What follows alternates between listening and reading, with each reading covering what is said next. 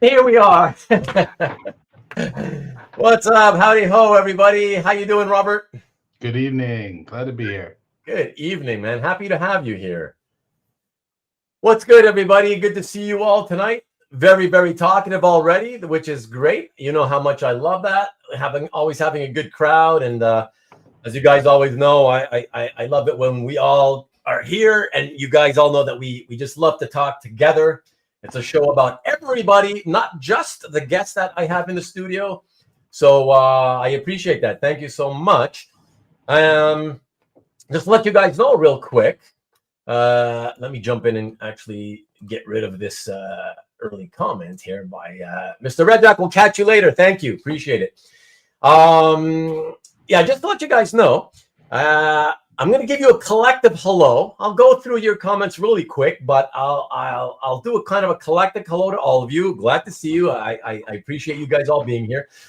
I'm going to try to save time tonight and sort of get into it earlier because I've got more than the usual amount of artwork to show for this show and tell. Robert's got a nice eclectic collection, and frankly speaking, as you guys know from last week, when I signed off last week, I was saying I probably was going to do another show and not show and tell, a hangout episode. And then I remembered, oh yeah, I still have to reach out to Robert and ask him about doing a show and tell. And so I did that, I think Monday or Tuesday. And thankfully, not only did Robert say yes, but he gave me an opening. He kind of just, more than giving me like his availability, he said, I can't do it on this weekend, but other than that, before or after is fine. And so I was like, oh, okay, great. And I said, well, I know it's short notice, but I think if I can get this nailed down tonight with him, I think I might pick this coming Sunday. And so I asked him, would this Sunday be too quick? And he said no. And okay, fantastic. Let's just do it this Sunday, and that way we can break up the monotony a little bit of the hangout episodes, and squeeze in a show and tell episode for the first time in 9 weeks. I know they're coming fewer and fewer. I know. What can I say? But for that reason alone, I thank you, Robert. Appreciate it very, very much. That's gonna be great. We're gonna have a lot of fun. And so, yeah, guys, so that's why, because I decided time was tight because I did this sort of very last minute. So as I was selecting all the pieces from Robert's collection, I realized, typically what I do is, although I select 20 to show usually, what I start off with is I pick a lot more than that, and then I whittle them down. But I realized after I picked, 30 something, that it was going to take me longer to whittle down because I'm just so, it's so hard for me to whittle down. It was going to take me longer to make my selections, whittling them down to 20 than it would to just make an extra 10 thumbnail slides for the artwork. I was like, you know what, let me just make extra. And you guys love to see art, so yeah, we've got more art than usual tonight. And I believe it's around 30 pieces, which is exciting. And I think, it'll give you guys a better overview of what Robert's collection is about. And speaking of Robert's collection, let me just test something out with you guys. You guys are always a great test subjects. Let me know. I'm going to put something on the screen now. I know you guys, we've talked about it. I don't own a cell phone. Okay, you can go ahead and laugh. That's fine. But the rest of you seem to have cell phones. And can anybody, I'm sure a few of you will do this, but can anybody pull out their cell phone, right, and tell me, look on the screen in the top left corner. Okay, I just put up a QR code that you should be seeing there in the top left corner. Can you please do whatever it is you do with your phone to scan the QR code and tell me what happens? I just want to know if the Start introduced this recently, and so I just want to see if it actually works and how it works. So any of you go ahead and let me know what happens when you scan that QR code, okay? And let me jump into the comments in the meantime. Do not talk about football. Can we talk feet? And you can talk about feet all you want, Marcus. I know you love feet. No football, please. No football. My Lions are playing as we speak. We're about to start playing as we speak. So let's not talk about that. And let me see who's here. By the way, for sure, I don't want to miss my wife. Where is my wife's cup? There we go. Happy Sunday to everybody. Thank you, honey. I appreciate it always for the support.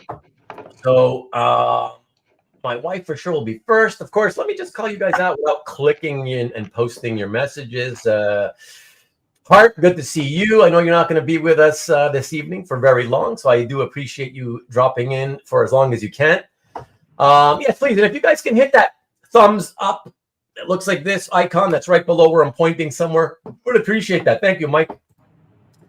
Who else? We got John C is in the house tonight. We haven't seen you in a bit there, John. Tom, what's good? What's good, Tom? And look at that. Had to post this one. Robert is an awesome guy. Always fun seeing at AOX with the suitcase of art. And that is Thomas Derrick for you. And let's see who else. Rickster, of course. We got Stingray's in the house. Ahoy to you. My buddy CJ. What's good, CJ? And who else? Who else? We got Mike at NSN Art. What's happening? Good to see you. And let me see. It's Robert's first time, Vivian. Robert's first time, so there's no need to welcome him back. I said it's Robert's first time as a guest. So I'm saying you can't welcome him back because it's his first time as a guest. She says, fine. I thank you anyways, though. I thank you. Just say welcome. Yes, welcome's good. Thank you. Thank you. I appreciate it. He appreciates it. Don't worry. Let me see. New Mutants pieces. Oh, the New Mutants piece being used for spectacular. Right on. Right on. Yeah, I love that on the thumbnail. Yeah. Thought it was a good choice for us to be standing in front while the New Mutants are all kind of wondering, what the heck are these? What are these two guys up to? Look at that. Hart says, evening, Frau Vivian. The German guy, it suddenly comes out. Superman room tonight? What does that mean? Will Robert be in the Superman room tonight? I don't know. Who else? Who else do we have? Hey, Dwayne Zapane. What's good? It's good to see you. Thank you for being here as always. Antoine is here. Hello, hello. And how do we claim the artwork? Well, you contact Robert privately and you tell him that you insist he sell you the artwork, I guess. And then you wait for him to get back to you while he tells you off. I assume. I don't know though, Sean. We'll see. Give it a try and see what happens. What else? Let's see. Who else is here? Anybody else that we're missing? The Whittle Boy. Indeed. I have to whittle down all the time. John Brown. Good to see you, John. Lovely to have you as always. And Ruben's going to try to run a tight show with 30-minute preamble before the first piece of art. No, it's going to be quicker than the 30-minute preamble. I'm almost done with you guys, and then I'm going to get into it right away. And again, Stanley, no, you cannot. Please do not talk about football in general. Thank you. Appreciate it. Everyone over the age of 5 has a phone. Not me. That's the code to the football game. Yes, I'm waiting to see. I'm going to catch up to the code to porn. It's a code to Pornhub. Thank you. The only gentleman here tonight, Mike. It took me to Robert's cap. There you go. Thank you. That's what I was waiting for. See, there you go, guys. Oh, okay. Well, I thought he was the first. No. Oh, Mark. Oh, Tom also. Tom said goes to Robert's cap. There you go. Okay, thank you. All right. Thank you. Got my wife screaming from the other room in my ear. Do not talk about the Michigan, especially that game, Stanley. Oh my gosh. Welcome back, Robert. Nice. You took a screen snapshot of the show paused, then went to photos on my phone and clicked on scan code to pull up the website. Okay. What's up, Derek? Hey, good to see you. No cell phone, but he has a life alert in case he falls and can't get up. Hi, Michael. Good to see you. Thank you for dropping in as always. Appreciate it. Okay, everybody. I'm gonna pop the promos quick. I actually have a few promos tonight, so we do promos and then we'll get right into it with Robert. Okay. And thank you again, guys, for letting me know that this scan code works. I'm gonna remove that here now. But somebody, Mike, I'll ask Mike or Tom because you both did it. Scan that one, and tell me what it shows you. Okay, that's a different one. Scan this one, tells me what it shows you. In the meantime, I'm gonna do my promo. So let me just quickly grab these URLs. So here we go. The first one, we got a Superman Omnibus review. For those of you who don't know, DC has been just put out the second omnibus of the Superman from the Triangle era. So that early 90s, late 90s stuff. And he did a nice review of it. Roughly half an hour, maybe a bit less. So if you want to see what he thinks about it, I'm putting the what seems to be taking forever link. Okay, there it is. Putting direct link on that one. And let's see. Then did anybody answer me yet? Comic Book Art Gallery. Hey, thank you, Tom. That's my website. Yes, thank you. All right, so at least I know that these QR codes work. So I appreciate that. And hey, what's good? James Siegel in the house. What's good? Okay. And now the second promo for tonight. Our buddy Lee. I don't think Lee's here. Is he here? I don't think I saw Lee in the chat yet. But I'm gonna pop his link in there, and please go check that one out. Okay, Lee doesn't do videos all that often, so he could use the views. Check that out if you can. And he doesn't make very long videos either, so it's worth your time to support him. And then we have let me see, the next one on tap is and he is here tonight, Stingray. So let me get Stingray. So Stingray has a fun little unboxing, 6 minutes and 36 seconds, if I remember exactly to the last second. I believe it was 6:36. So a really quick one, like most of Stingray's videos tend to be pretty quick and dirty. Everybody gets out alive. So very easy and easily digested. So there you go. There's the link to Stingray. And it's an unboxing, and it's a special unboxing of an artist who's it's very tough to get art from. I'm in that rare club. Yeah, please check that one out. And then, yes, Stingray, quick and or dirty. Yes, sir.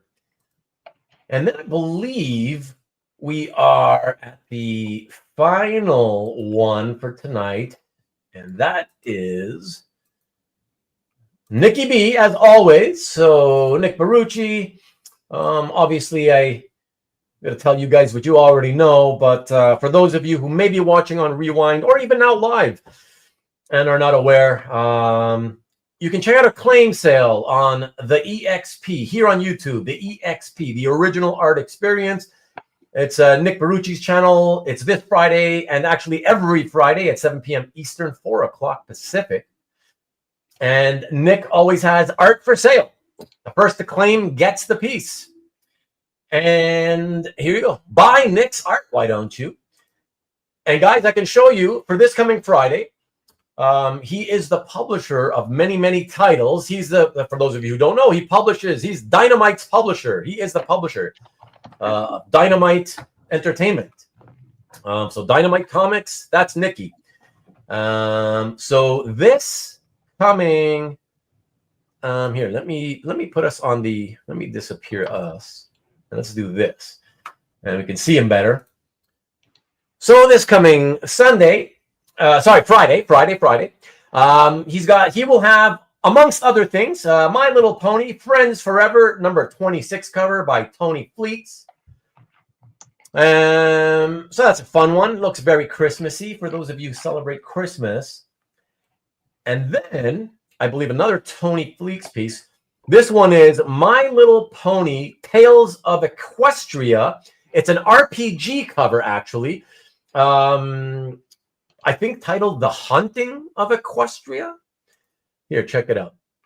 But more on the scary side for those of you into scarier My Little Pony material.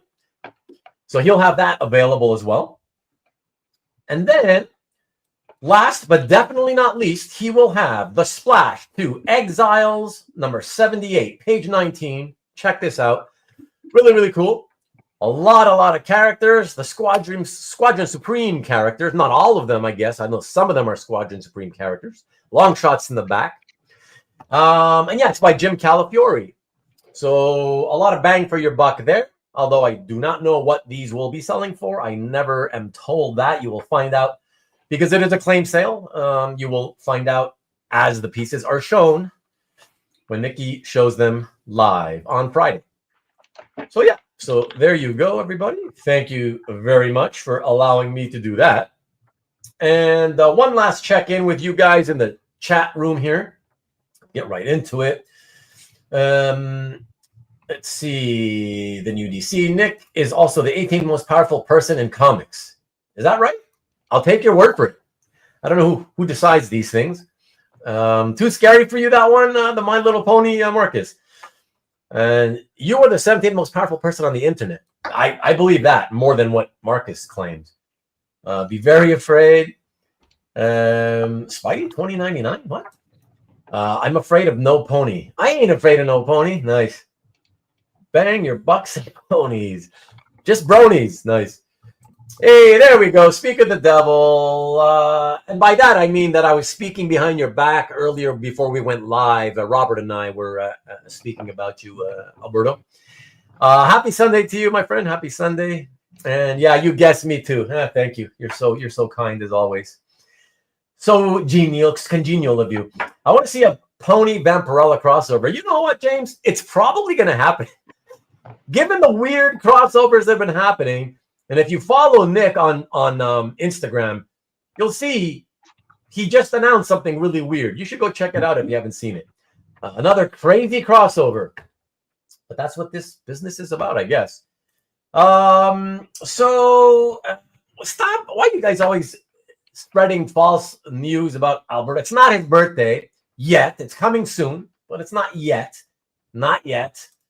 Hey, Kenneth Bird, good to see you. Thank you for dropping by and saying hello. Step away for a moment. Both scans went to Berman, Spooks, and Specters. No, they didn't. You must have clicked the wrong one. I was already told the second one went to my website. But thank you, Mike. Vampy on pony commissions is in the works. Get it done. Get it done. Vamp Ponyrella. Yes, sir. And Red Sonja riding a little pony. For stopping the insanity. Well, I try. I always try to do that, Alberto. Okay, everybody. Perfect timing. 20 minutes in. Much faster than usual. And we're going to get right into this so that we can show a lot more art than usual. And yet at the same time, hopefully not make it one of those 4 or 5 hour shows. I think it'll be good. I think it'll be good. But the birthday gatekeeper, you know what? It's just, if people start getting into the habit, Marcus, they're going to get into the habit of doing that to a lot of collectors. And then nobody's really going to know when anybody's birthday is. You know, yeah, it's hard enough to remember many people already. So throwing out false information like that, not good. Caesar says, what's up, Caesar? Who is Robert Berman? What is Robert Berman? What drives Robert Berman? It's so unlike you to ask such bizarre questions, Caesar. Very, very, very interesting. These are the are they? These are the burning questions, apparently, from you. From you, yes. And I am not going to be bidding on the Master Comics 27 cover. No, Stanley. I am not. Robert, any plans on bidding on the Master Comics 27? No. No, that's beyond our purview, I guess, you know. And no unboxing tonight, unless you count the 30 some odd pieces we're going to be sort of showing on screen, and that Robert will talk about, and we'll all talk about together. Okay, let's get into this, everybody. So, Robert, why don't you start us off by giving us a little background first on how you, when, I love dates, if you don't mind dates, like the years, right? Not obviously months and date of month, but years, if you don't mind. It's particularly for me. I just like to get a good picture of where was I when people tell me these stories, of, how you discovered comics, when you discovered, where you discovered them. And then we just kind of fast forward to how that led to discovering original art and how it led to you deciding, hey, I'm going to buy a piece, and then collecting it regularly. The large gap between the two.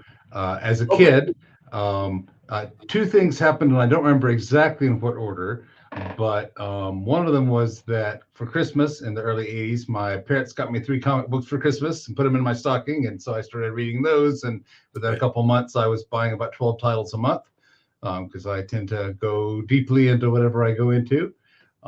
And my cousins and I also discovered that their older brother, who was 10 years older, had a box full of early 70s DC comics that he had left undefended when he went off to the military. Undefended, I like that. so we read those to shreds, so I had exposure to 2 different eras, because of course comic books, as far as the publishers were concerned, historically they were for basically older grade school and junior high kids. Right. Boys tended to be the reading group, and so certainly especially DC, I would say. Yes. More so than Marvel, I think. Yes, I would say so. Yeah. And so I had exposure to his early 70s DC on the one hand, which was Swamp Thing and Sergeant Rock and that sort of thing. Good stuff. And then on the other hand, the early 80s stuff, X-Men, Micronauts, Rom, all that sort of, Fantastic Four. And so I fit the demographic pretty well, because I read for a few years and then got interested in spending my money on other things as well in the mid 80s, and picked up reading comic books again in the late 90s. Totally missed. I'd never heard of Image Comics. Hold on. What year would you say was the year that you kind of completely just left comics? Oh, I know exactly, because Christmas 1986, I got a CD player for Christmas. Oh. And that was the end of buying comic books, because CDs were much more expensive. and it's not just because of that, though. What that really means is that when you got that CD player, music in general kind of took over your life in the sense of like just you fell hard and in love with listening and buying music. Yes, started buying a ton of CDs. I also picked up and started playing guitar for hours a day. Oh, cool. And so that's something I've continued with as well. So listening to and producing music. I don't record it. I just play it. Oh, that's fantastic, though. No, you're creative, so that's nice. Yeah. And you're self-taught with the guitar? Yeah. I just sitting in my room listening to U2 albums, and I listen to Christian rock is a big part of my listening formative experience as well. So Amy Grant. Christian rock, really? Wow. Yep. So wow. Is that because of your Middle Tennessee background, or were you actually born elsewhere and moved there? How did that? No, I was born in Tennessee, but I went on. I guess it is indirectly through Tennessee that my church had a lot of people who went on foreign mission trips as teenagers. I went on one. There was a guy there who had a guitar, and I thought that was the coolest thing in the world. That you could sit and people would sing along with you. So I started doing that, and the music that he listened to influenced my buying experience. Okay. So. Well, that's cool. Now I gotta ask though, did you ever make your way outside the Christian rock? Oh yeah, absolutely. I was still listening to top 40 radio and REM and Def Leppard and and all of that as well. It wasn't restrictive. It was just other. Again, it's an example of me pursuing an esoteric interest. Yeah. Which is something I've often have done. No, that makes sense for sure. Tom says Marines here coming back from Japan had amazing stereo system and CDs at that time. I was astonished seeing them. Well, you know, when the soldiers come back from deployment, Tom, they've got all their money. I mean, well, certainly the ones who are like single, especially who didn't have families, right? They don't have anywhere to spend the money when they're on deployment. And then if they come back with all their money, and they can come back with all the good stuff, or at least buy it when they get back, you know? Nelson Rocks, my wife and I saw them last month in Orange County. Really? You mean those twins? Are you talking about those blonde, long-haired blonde twins, Hart? And they were the sons of Ricky Nelson. Was it Ricky Nelson, I believe? The sons of Ricky Nelson, if I'm not mistaken. CJ says, for me, vinyl, tapes, CDs. Well, sure. I mean, we're all of a certain age. I mean, I certainly started with vinyl, then went to tapes, then went to CDs. I only went to CDs actually in 1994, which was late for a lot of people. A lot of people I knew had for years already had CDs, you know. But I'm always very slow to change with technology, you know. And I hate the fact that you always have to spend money to rebuy everything you already own, to replace it by a different media format, you know? So that's it. So I had all my cassettes. I was like, oh, I don't have to rebuy everything on CD, you know? The high-tech systems are cheaper. Getting them in Japan, I see, specifically because of that. I see what you're saying. Got you. And there you go. Okay, so I was right. Thank you, CJ. Ricky Nelson's sons, indeed, yeah. I can't say I was a fan of them. But Hart, yes, the twins, sons of Ricky, correct. Apparently, they spent it on Mark Jewelers. Inserts, maybe. We'll use all of those. Ruben still listens to cassettes. I don't. I actually am. That's the one thing that I'm up on par with. I listen to digital. I listen digitally. So as far as music goes, I'm up with the times, Alberto. I can't live without your love and affection. Okay, 8 tracks. Okay, sorry. So let's continue from there, Robert. So then you got into that, and that was 86. And then from 86, you literally, like, you even stopped reading comics completely? Wow. Yep. Wow. Yep. You know, high school, college, yeah. After that. And but I got back into comics again, actually through church. My pastor's kid was a college student who gave me Alex Ross's Kingdom Come to read. And I was like, whoa, is this what comics are like now? Yeah. So, which turned out not to be true, but was enough to... Only that one, right? Yes, yeah. That's what they're like. Yeah. For this one, for this specific one, you know? So, yeah, but I checked out what was going on with X-Men at the time, which turned out to be Grant Morrison and Joss Whedon. Oh, okay. So that was a good run. Wait, hold on. I thought I could be wrong. It came a little later. There was a gap of a couple years. Oh, I see. Right. Yeah, that makes more sense. Okay. And Kingdom Come wasn't maybe quite brand new when I saw it. Right. It had been out for a while, because you're saying the Kingdom Come was introduced to you was that the late 90s? Yeah, very like tail end of the 90s, maybe even like 99, somewhere around there. And then I started thinking about comics more, and then started picking up. I only buy trade collections, preferably hardback now. Okay. Oh, so nice. I've still never picked up weekly or monthly comics. Okay. Again. Okay. Because they sit on the bookshelf. In my opinion is that the format of the monthly comic was designed for the early 20th century disposable purposes. For children. Say it, yeah. Robert, for children. Well, that too. But even the ones that were for adults, were for New York workers commuting in from the boroughs to buy one when they get on the subway, throw it away when they get off the subway, like a newspaper, right? They weren't for collecting for years. And so a hardback book for me is what I want to have now to collect. Right. Which I know is heresy for people who love the monthlies. I know. But trust me, I've had this conversation with all these guys on my channel many times, because they know I'm with you. In that I've been on record many times as saying that it's high time the industry got completely away from delivering this product through the mechanism of the floppy monthly comic book and just turned it into more graphic novel style, editions as original graphic novels, so yeah. But, like you said, it's heresy to some of these guys. They love, and they will always love their monthly comics, so they've survived so far anyway. So, right.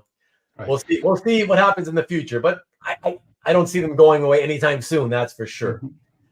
Okay. And so then, when you started buying those, like when you started getting back at the comics in the late 90s, was it through the act of going to a comic book shop, or was it like finding them elsewhere? How were you buying these comics?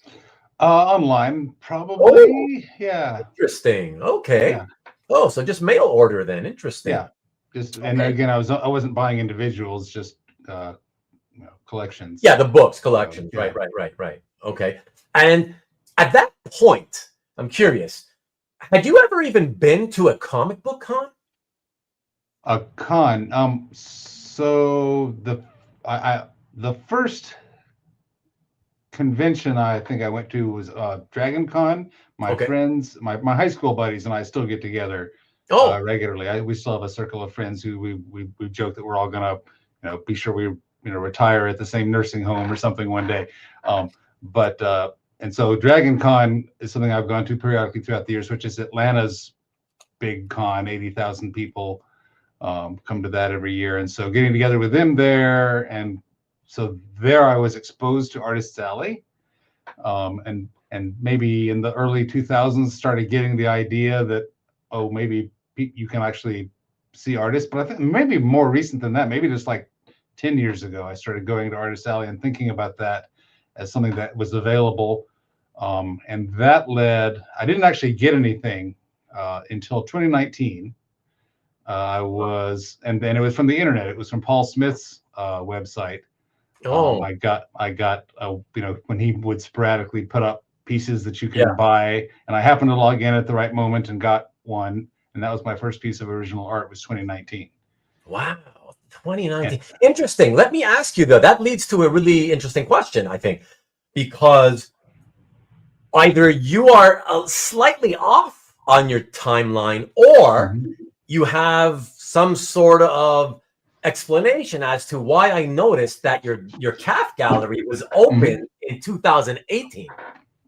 Yeah, so that shows that I had been looking and thinking about it. Once I discovered Artist's Alley, I started investigating online. I didn't actually buy anything for a year or so.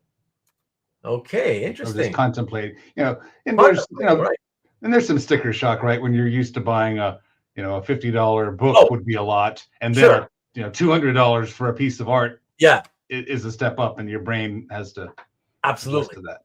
Absolutely. It's all context, of course, right? And you have to think of it in context, and then it becomes normal, right? A little bit more normal. But at first glance, you are kind of like, what? How much? What? Yes. Wow, that's a lot of money, Yeah. So totally understandable.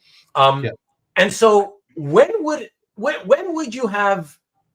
So do you remember the exact year you picked up that piece from Paul Smith off his website?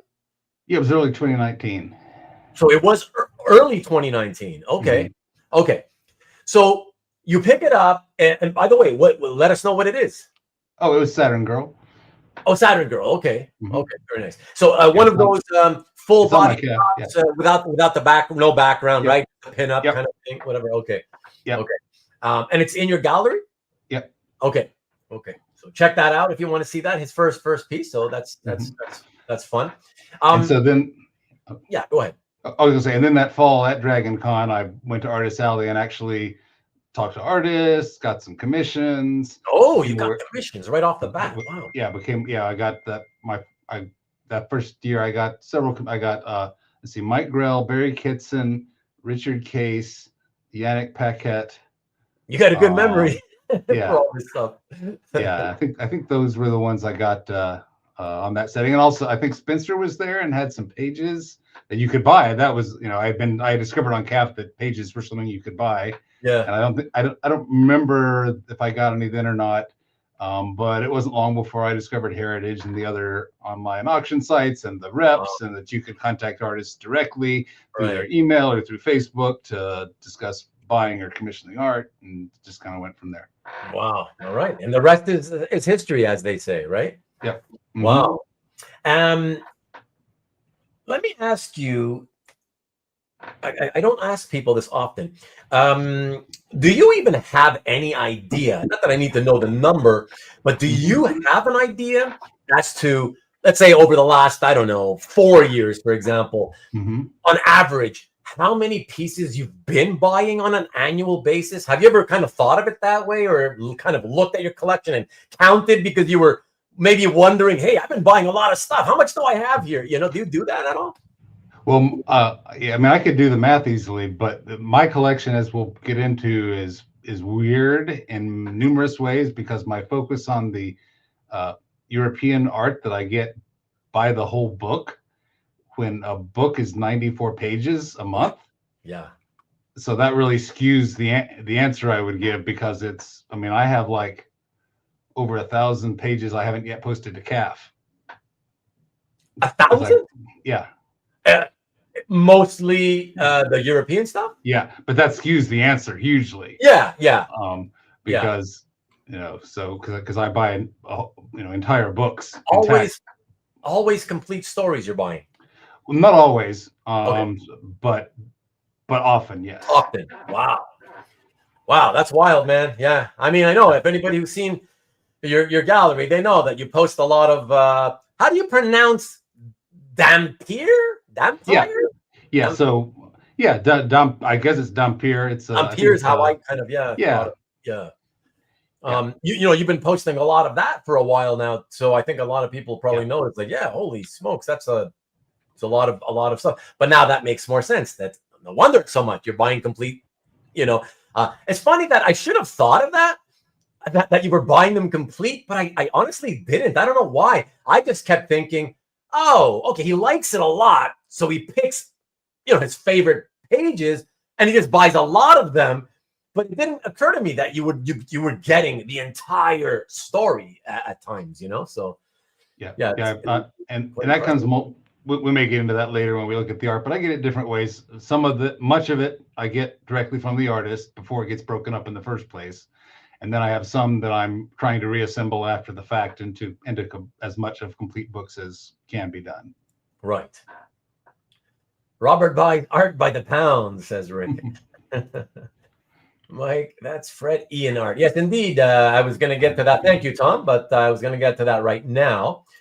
Lady in Blue on the wall behind him. So that is indeed Sue Storm, The Invisible Girl by Fred Ian, which I did not pick for tonight's show and tell. So I'm happy. I told Robert before we went live, I was happy to see that it was right above him on the wall, because I struggled. I wanted to pick it, but again, you know how it is. I had trouble getting it down lower than 30 pieces as it was. So I was like, if I really go crazy, I could pick 100 pieces from a lot of you guys when I do these show and tells. So you can't pick it all, but that's why I always say, use the link down below my description of this video, and go, and it takes you directly to Robert's CAF gallery, and you can, sorry, let me get rid of this one. I didn't even realize I still had it up there. Sorry, everybody.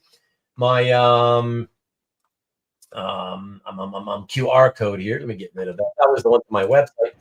But this one to Robert's gallery is up there if you wanted to scan that. But again, I don't want to leave it up there. Go down and check out more, and not right now, but in more depth later on when you have a little more time. The link to his gallery is down below in the description. Okay, so let me hold on here and get Mike's comment off. And there we go. Okay, so that's perfect. So thank you for all the background on that, Robert. I appreciate that. Are you ready to get into the showing and the telling? Sure. Okay, excellent. Let me cue this up. And it is that time, everybody, where we get into the first piece of tonight's show and tell. And let me see.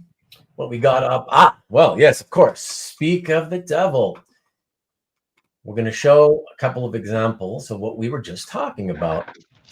All right. First one on the docket for this evening is this one. Okay, so we're starting with some Dampyr. So this is so Dampyr is well, first of all, the company Benelli is the company, which, as best I can tell, is Italian's Marvel. Okay. This is very popular there. Their most popular series is a Western called Tex that's been running since I think the 1950s. Yeah. On a monthly basis, and their series are all very long lived. Well, not all, but like, Dampyr is now up to issue 300 something, for instance. Wow. Wow. Okay. Yeah. And every one of those issues is, again, 94 pages long. Plus they have longer annuals and whatnot. So this is just one of the monthly issues that I have almost all the pages from. But the concept is, he's kind of like Blade. He's a half vampire who fights vampires. And so he's tougher than the average human. He's not super strong, but his main thing is his blood is like acid for vampires. So he dips bullets and knives in it and then attacks them. Okay. And he has two buddies who help him. One is a human soldier, and one is a vampire lady that they freed from slavery to her vampire master, and now she helps them too. So it's kind of a trio book. European books seem to, not just this book, but European stories in general, their storytellers have a different approach to ours, where they are much more tend to be anthological, like the main character's interest story. If you think of like a Swamp Thing story, say Swamp Thing is in the story, right? But it's not necessarily about Swamp Thing, right? Swamp Thing watches the story happen, and to a lesser degree, that's what happens in these books as well. So many of them introduce a secondary protagonist who's the guy in the upper right. Okay, the upper right panel there. The closest figure is Harlan in his leather jacket, and then there's watching the building burn is a father and his surrogate daughter, and the story's really about them. Okay. And Harlan basically helps them out with a vampire problem, is what happens in this story. And so there's familiar beats that happen. There's the beginning of the 94-page story. They often have a historical prologue because they often link the vampire to something that happened in history, and they tell that historical thing, which is usually a combination of fact and fiction. And then they'll go forward and that takes about 15 pages. And then they'll have 10 or 15 pages introducing the secondary protagonist of this issue. And then around page 25, Harlan Draka, the Dampyr, shows up and starts helping them. And they're like, oh, there's vampires. And yes, I'm a half vampire. And they talk for a while and discuss the problem and then go take care of it. Okay. And there's one thing that I've been curious about, if you could tell us. One thing I noticed is that they're always, at least the way you show them, there's always 2 pages side by side. Yet I don't understand why are the 2 pages side by side never numbered consecutively? Okay, well they often are. These 2 are not. So that depends on if so like this is a book that I bought from the artist after he had already sold a few pages. So that's why pages 88 and 89 are missing. They were, frankly, often they're the sort of choicest pages. Okay. Well, you know how it goes, Robert. Right. If you don't get to the art first, I mean, somebody else has already gotten to it, and they pick the choice pages, right? So and to Antoine's question, they vary in size. These pages are 11 by 14. They print the books smaller than our books, so that's why there's typically only 6 panels per page instead of 9, and they're square bound, rather than stapled, I do have pages that are on paper as large as 13 by 19 Italian, but this is a common size, is 11 by 14 original art, and they print them in black and white. And so they make sure that, just like 70s Marvel books, they make sure that the original art looks nice in black and white. It doesn't require color to look cool, which is great for collectors, because you get this kind of background detail. Yeah, it's beautiful. Yeah, some beautiful values, as Antoine was mentioning here. Really, really nice stuff. And just to clarify, when you say 11 by 14, is that typically the size of the entire board, and each board they always draw 2 pages to the board? No, so this is one. Those are 2 boards. I joined. You're joining them and the scans. That's right. Right, to show them together. Yeah, okay. Right. Yeah, and I do that for 2 reasons. Reason number 1 is because the pacing of a 94-page book, plot-wise, is much slower than one of our books, and so if you're just tuning in, it gives you, I feel like, more to look at if you can see a 2-page spread. Yeah. Just one, especially since there's only 6 panels per page instead of 9. Yeah. And number. I was just going to say, and also one of the important thing is, you have so much of that stuff. If you were to only show them sort of one scan at a time, it would take you twice as long. It would take forever to get all the art out there. And I got to tell you, it really, because it's black and white with nice values, it's gorgeous. It looks good having them 2 pages at a time. It looks really nice to be able to see that sequence, going from left to right. So I like that you do that. Yeah. Looks good. That was actually the second point I was about to say. So you made it for me. Okay, so, perfect. Yes, I'll never get through if I only post 1 page a day. Yeah. And I found that early in my CAF collecting and posting, I would do art dumps, and I found that wasn't effective. I don't feel like people will look at 10 pages. Oh. If you were going to post 10 pages, don't. Yeah. What I do is I have hidden galleries where I post out of them, and I have like many hidden galleries actually, and I'll choose one new gallery because I have a bunch of issues, and so when I finish one book posting it, I'll make a new gallery unhidden, and then daily start unhiding art in it. Oh, I got you. Yeah. Okay. So I already have. Smart. When I say I have 1,000 pages not yet posted, they're on CAF. They're just hidden. They're hidden right from view. Yeah. I get it. I got you. No, that's a smart way to do it. Very smart way. That's another topic that I and these guys have all talked about in the past about art dumps. They know how much I hate art dumps, especially when it's my friends who I will always kind of leave comments for. It's like, hey, I got better things to do. I already spend like an hour and a half, 2 hours leaving my comments. I don't want you dumping. If you dump like 6 or 10 pages, it's like, no, don't. I have other things I need to do. I'm not going to leave you comments anymore if you do that, Yeah. Right. So, and forget the comments. Who cares about the comments? Really, like you said, Robert, just as a fan of artwork, I don't have time to even appreciate the art if you're dumping 10 of them at once, right? Like if you just drop one scan that has 2 pages on it, it's like, ooh, wow, look at that. Let me look closely. You know what I mean? And that's what it should be all about more than anything, right? So yep, absolutely. Yeah. Rick says that the Zagor art dumps that did get overwhelming. They haven't been as plentiful in recent times. I admit that got crazy for sure. And I do have a double-sized Zagor book. I'll post at some point as well. But it's down the queue. Good. As long as it's not a dump, don't dump it. No, don't dump. Okay. All right. Shall we look at the second piece coming up? And you know what? I decided for this one, although I usually mix up the variety in the order that I show them. I know that you're kind of become known for this type of art, so I thought with my 2 examples of the European art, I wanted to do them back to back since we're already on the topic.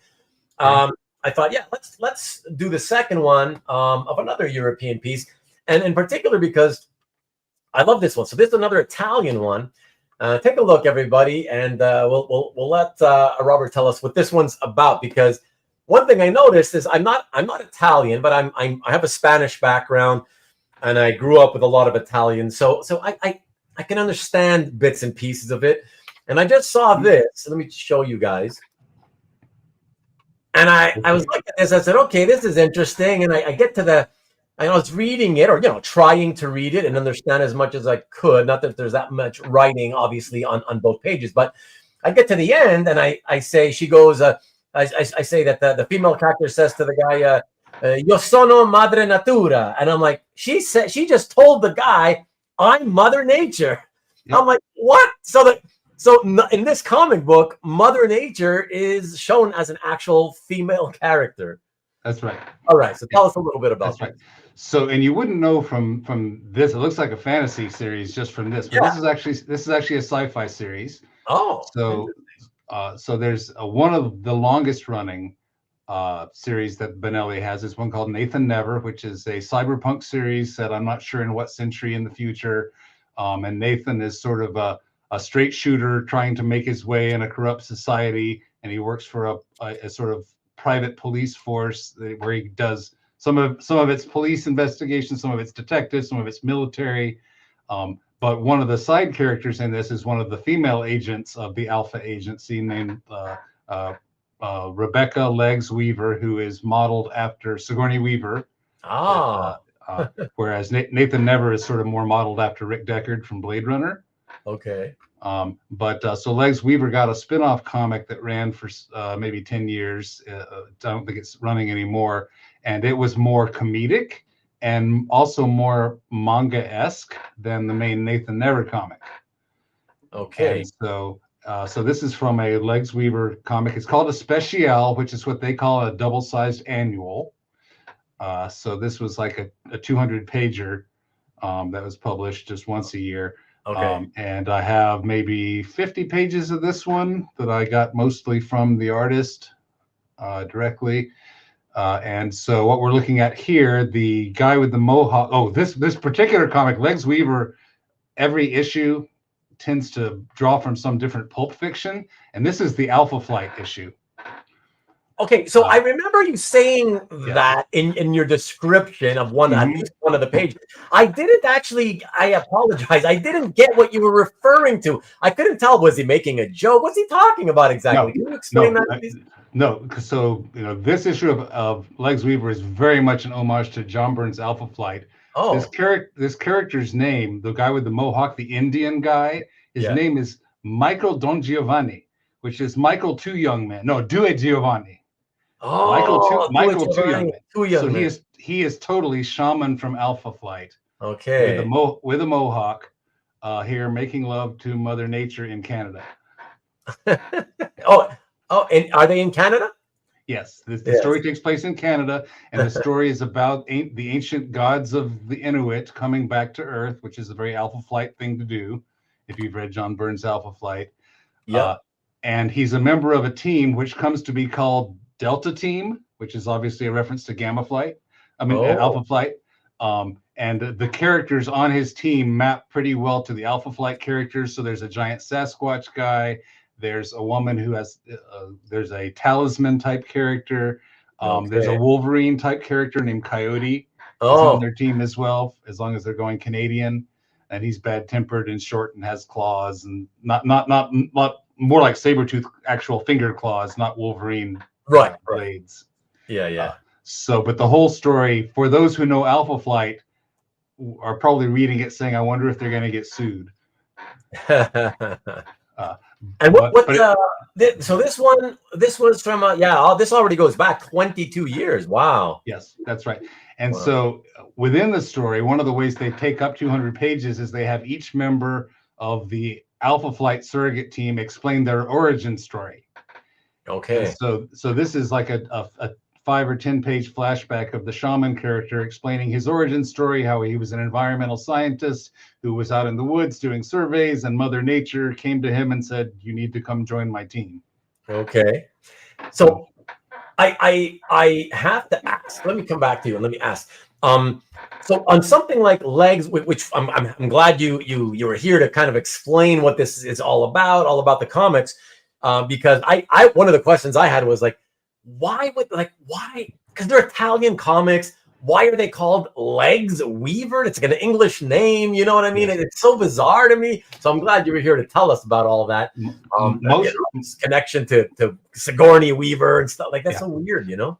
Most of the Italian books seem to have English names. They have Tex Willard, Nathan Never, Dylan Dog. Right. Dampyr is an exception. That's Eastern European word. But they mostly use and they mostly also just have the name of the character as if you're supposed to know. Like they'll have a comic book called Damien or Julia. that becomes a brand name eventually. But as far as what it's about, you have no idea what Julia is about. Yeah, right. Could be anything. It's funny because for many years I just thought that a lot of Italians liked working on American-made properties that weren't popular enough to be published for American audiences, and so they just licensed them for the Italian and European markets. Mm-hmm. I didn't realize that they were Italian creations, Mm-hmm. but just given English names. Yep. Yeah, surprisingly common. Yeah. It's odd, but yeah, very interesting. Yep. Okay, fantastic. Well, it's good. One more question though I got to ask you about these comics. Like for something like Legs Weaver, I'm really curious. Is it something where, like, when you're not, because you're buying a lot of the art, is it that you went out and bought the book and read it and enjoyed it and thought, another way. Interesting. So you bought some art because you liked the artwork, and then you thought, you know what? Let me try reading it and see what it's all about. And so you read it, and then you either liked it or you didn't. Did you like it, Robert? Yeah, it's fun. Okay. And I do the same with American art too. I often buy art that I don't know anything about the book and then find out on the back end. Right. Yeah. That's good. No, that's cool. Because a lot of us do that, actually. We're willing to buy art just because we like how it looks, And then out of curiosity, you're like, hey, let me try it out. Let me see how it reads, And then, you're happy when it's something really good, right? So that's fun. Ruben's so highbrow tonight. Oh, yes. Like la-di-da. Oh, you guys and your American superheroes. Oh, pitch posh. Let me get to you. But don't worry. Ruben the sophisticated. Hey, I'm not the one who's sophisticated. Robert's the one who's collecting it. So he's the one. You let him know he's being the sophisticated one, And I knew that there's multiple barriers to engaging an American audience with this. Number one, all the characters are totally unfamiliar. Number two, if you read them, the style of storytelling that I described is different than you find in American. And then number three, the language barrier. Yeah. And so the first one can be gotten over with exposure. You can meet new characters and learn who they are and become invested in them. The second one, if you don't like their storytelling, you just won't. And the third one, the translation, at least I can take care of that on my CAF page. Right, which you do, which is crazy to me. Is that to say that most of these don't get, I guess they don't get translated because there's not enough of a market for the English market? Yeah, almost none of them have been translated into English. There was a Dampyr run in English. I forget if it was IDW or Dynamite did it, I think, maybe 20 years ago. Okay. So no, I don't use my phone camera. I use Google Translate for a first draft, and just type it in. Wow! So you just type in the words from every page. Yeah. Wow. Yeah. You go to a lot of work. Yeah, and then I do about 10 passes over it to English to make it read better in English. Because there's a lot of problems with using automated translation. One of which is it tends to flatten character distinctions. Right. It doesn't know, this character uses these words and this one uses these words. It gives everybody the same voice, which isn't good reading. Right. Yeah. No, for sure. No, but wow, I'm impressed. There, Robert. You go to a lot of work to make the presentation of this art as great as it can be, and let people who see the stuff be able to read the pages by going through your description. By translating all the Italian. That's amazing. Yeah. So good on you for doing that. Good on you. Robert is comic art grinding. He's grinding. That's CJ. That is grinding. If you've ever seen grinding, man, he's working hard just to do that for whoever is interested enough to look and read it. Right. So, no, I think that's amazing. Absolutely. And it's for me to some degree too, because when I get, I have to translate it for me too, because I'm learning Italian by doing this. Right. So I didn't come to this knowing Italian. What are you asking there, Rick? What is translated? Oh, how do you translate? They use that too. It's funny to see what idioms they have that are the same as our idioms, and things like question mark, exclamation mark that are the same that they use just like we do in American comics. and then which things are different. Like instead of saying, I mean, this is a silly example, but instead of saying ha ha ha, they say ah ah ah, ah.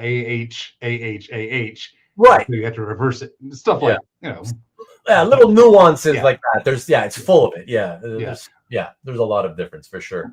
But I'm often surprised when I don't have to make an idiom because they use the same idiom we do. Right.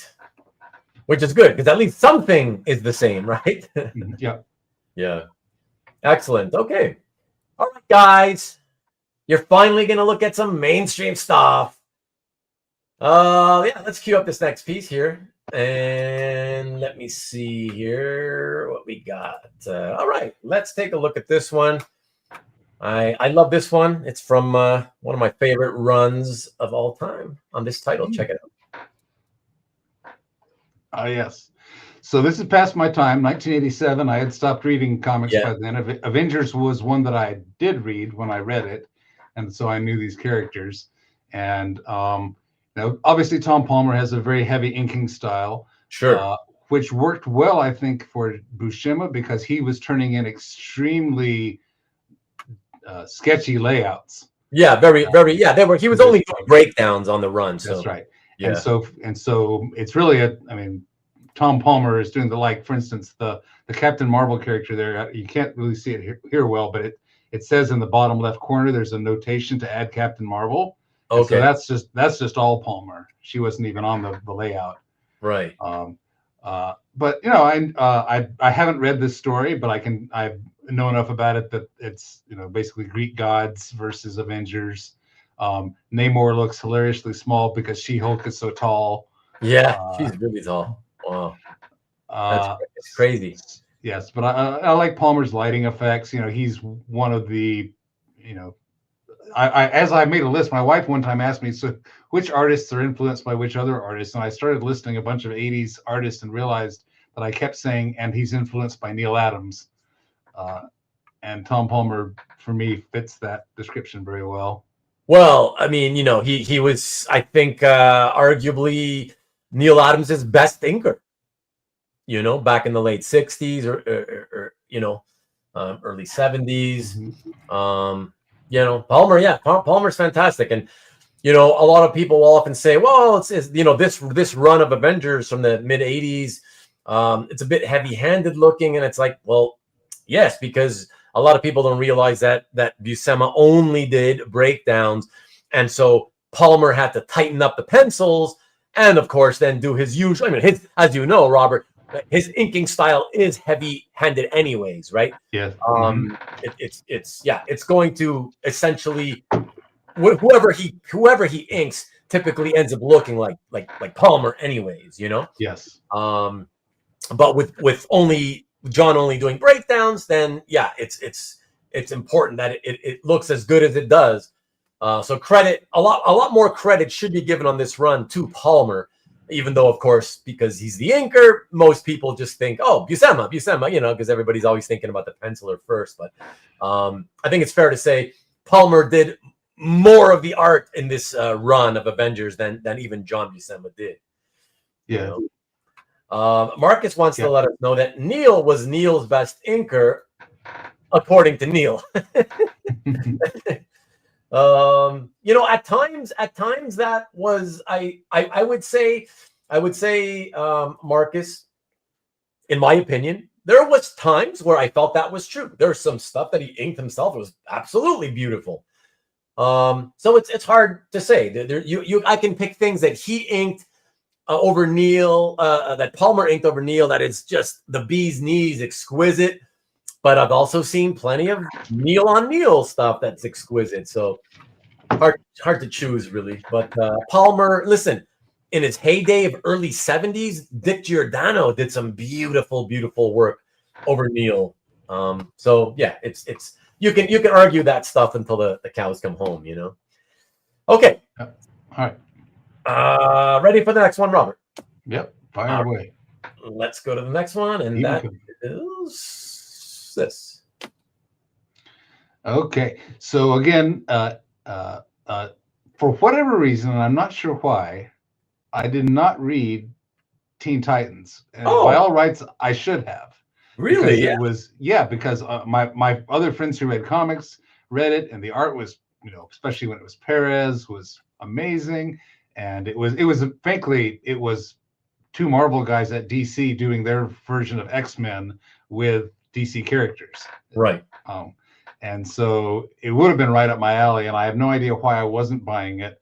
But so this is obviously a little later, and Barreto is doing this one, as you see. But I think he did I don't know how much of it is Barreto did a great job and how much is Tanghal did a great job, because of course Tanghal was Perez's inker as well. But I mean, this to me they were very consistent trying to keep the vibe that Perez had going on this book. And so the opportunity to get a page and reading it later, I thought it was a little bit hilarious how on the nose the Starfire and Dark Star being Lilandra and Deathbird at DC was. Right. These two alien princess sisters who hate each other, but there's some complexity to their characters, and Yeah. It's a great page. I love the New Teen Titans. Read them throughout the 80s and the early 90s. And so to me, to see this page, I was like, wow, because I like Barreto. I will say, to your point, Robert, you asked about not being sure, who it looks more like. I will say, the ultimate finishes here, they don't look like typical Barreto to me. The facial structures do, of course, but the ultimate finishing, you can see it's Romeo. Tanghal did a job on Barreto, so that it's a little bit harder to see Barreto. However, I also had to admit to myself as I looked at it, I really think that as a combination, it still looks great. So happy to see it, because I thought it was very, very nicely done. Hart says an 80s hairband. Yes, sir. Good hair day, says Rick. But yeah, very cool page with Blackfire and what's his name again? Whatever his name is, but fun stuff. And the vertical panels and nice layouts. Fly Robin Fly says CJ Barreto guts is still there. I know. I didn't say he disappeared. Always enjoy seeing the New Teen Titans. Yes, sir, Sean. Yes, sir. So very, very nice. Okay. Let me come back to you all again. And I must say, Robert, given that you never read the Titans, does that mean that you never even later years you've never gone back to? Later, I did. Oh, you did. Okay. And can I ask you, where did you start and how far did you go? I mean, I started. I got like the omnibus, the thick phone book. The omnibus. It's got like 30 issues in it or something. So okay. Yeah.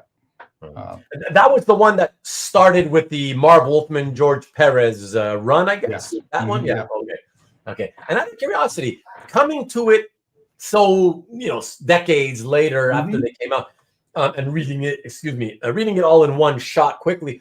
How did it read? What did you think about it? Oh, I enjoyed it a lot. As an adventure story, it's fun. Okay. As you get older and you look at it, you're more thinking about the process, right? Not just the product. And right. So thinking thoughts like, oh, this is again, this is kind of very X-Man-y.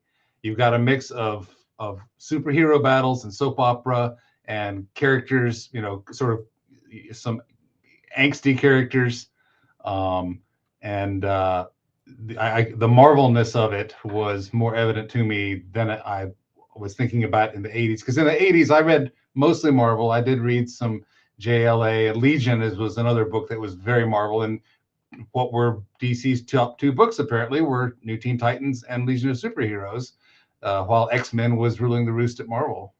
Oh, okay. Take care, Cab. You're still here, I see. Good to see you as quickly as you came in and are leaving, but I appreciate it. Thank you as always. Okay.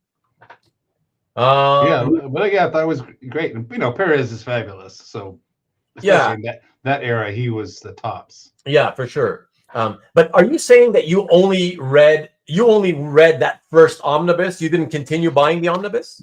I think I have actually 3, but I'm not sure I've finished them all yet. Oh, okay. Okay. But you bought more than one. Hmm. Yeah. Yeah. Like a lot of us, you keep buying them when they come out. You want to make sure you Hmm. get it so that, because they often go out of print Yeah, quickly, they right? do totally. Yeah. You want to make Yeah. sure you have it. And at Yes. least then okay, I can get to it at my pace whenever, even if it's Exactly. years later. You know what I mean? It's not going to go rotten. So that's, Yep. as long as you have it, that's what counts, right? So, Yep. Exactly. so that's fantastic. All right. All right. So everybody, from the DC universe, we're going to jump over, not back to Marvel, but back to an indie. Okay. And I'd never seen this before, so that's why I was curious. I'm curious to have you talk to us a little bit about what it may have been about. I have an idea. Okay. Would like to hear it from the horse's mouth. All right. I'll see if I know. Let's check this one out. Okay. So Terry Moore, Houston-based creator, has been sort of following the ElfQuest path of self-publishing for his entire career, coming up with a bunch. He mainly has, as you can see from the cover here, this is a cover montage of the characters from all of his comics, all of his different series, and Right. this is a team up they all did, and so predominantly female-oriented characters. Of a wide variety, though. He's got one who has PTSD from the army. He's got Kachu, the super spy, and Rachel Rising is more of a comedy horror about a girl who wakes up and then has to be convinced that she's actually a zombie now, and tries to work backwards to how she became a zombie and who killed her and that sort of thing. So, but he has a really great voice as a writer. Frankly, there are not a whole lot of people whose art is this good, whose writing is highly entertaining. Right. But I want to say I've only ever read Strangers in Paradise. Mhm. But I read the entire thing, all of it, and I loved it. Yeah, I would recommend the others as well. Really? Yeah, they're different because each of them is in a different genre. Yeah. But the art is consistently him. His voice of characters is fun, and I really like his work, and I wish my hat's off to him for being able to do both so well. Yeah, and so this is like I guess a Terry Moore universe of comics crossover series, right? Yes. And can you say I don't know, kind of give us because I'm really curious, given that when you read the individual books, you don't really you don't know that they're because obviously he's one guy, so he does one series, he finishes, and right, and then he's moved on and created other series. So for something like this, what would it be about? Like, what's the main premise of the whole process? So you can see that the characters are standing on the doomsday clock from Watchmen. Yeah. With the nuclear symbol there, the atom there. Yeah. So this is a nuclear war threat story. That they are banding together with an international conspiracy that's going to blow up the world, and they all get dragged into it. Okay, interesting. Yeah. So I see Francine and Kachu, and then I remember I always forget the title. What was the series that he did right after that when he had finished? Well, what I don't know is the order in which he did things. Oh, okay. I came to them so much later that they were all done. Oh, I see. And, okay. Well, the one I'm thinking of is I believe it was headlined by a single woman as the lead character, maybe long hair. Yeah, it's not coming to me. Give me the name of some of the titles. So Motor Girl is the one on the far right with the gorilla in the army shirt, and then the short-haired girl in front of her. That's Motor Girl. Oh, see, I don't know. I don't even know that one. Mm-hmm. And then Rachel Rising. Rachel is the one with the blonde with the beret and the black dress. Yeah, that's the one. The Rachel Rising. That's what I was trying to think about. Yeah, Okay, she's the zombie. And then the one in the upper right is the only one who has superpowers. She's like got infected by alien nanites, and this has the suit that grows over her as the series goes on, giving her more and more power. Okay. And was this was this a mini series or like an ongoing series? This was a mini series. This was just a let's put them all together and tell one coherent story. And it was like I forget how many issues, if it was 6 or 12, but it was a year or less. Okay. And so I enjoyed reading it, and so I got this at Heroes Con from Terry. Oh, cool. Because I had enjoyed his work, and so to get the cover of a #1 that had all of his characters, if I was going to have one Terry Moore piece, this has them all. So it seemed like a big win. Yeah, no, that's fantastic. And I gotta say, I'm actually kind of surprised that he had it with him unsold at a convention. I would think that's something that he would normally keep to drop on his website when he drops other pages, All right. And I appreciate Innocent's correction that it's a Marines shirt, not an Army shirt. It's a military shirt, but it's not Army. Nitpick, but Robert keeps saying Army about the guys. Not Army. I can't be silent any longer, says Mike. Point well taken, and my apologies. Mike was in the military, so that's why he's got a nitpick. That's okay, Mike. That's okay. It's understandable. Is the gorilla a female? That would be a spoiler, so you can read the book. Interesting. Okay. So what would you say? Did you find it enjoyable? Was it a good series? Yeah, I did. Yeah, and each of them has a different feel. But yeah, I mean, if you, I would think people who like Strangers in Paradise would consider Strangers in Paradise. Of course, when it started off, the tone was wildly uneven because he didn't know what kind of book he was making, and so it swings from incredibly cartoony slapstick to super serious and drama and soap opera, spy stuff. The other books, I think, are more tonally consistent. They choose one lane and stick with it more. Right. Strangers really swings wide. Right. Very interesting. Yeah, well, great. I don't know. That might be something. Even though I've not read any of the other series, it might be something I maybe consider jumping right to this series. I mean, anything like that. Any team up is going to pay off more if you're invested in the individual characters, because that series doesn't explain who they are. All right, I guess they sort of show up fully formed. Yeah, from there. That makes sense. But I got to tell you though, when I finished Strangers in Paradise, I don't know why. I can't even explain why. I just wasn't enthused about the idea of trying Rachel Rising. I just felt like I read a little bit about the synopsis and I was like, I don't think I'm going to like this or care about this. And so I never even gave it a try. So I don't know. If you tell me it's really good, I might be tempted to try it at some point. I enjoyed it. If you like one, I would think the others would be good. Okay. Something to think about then. Strangers in Paradise. Gomer Pyle was a Marine. Gomer Pyle indeed was a Marine. Surprise, surprise, surprise. All right.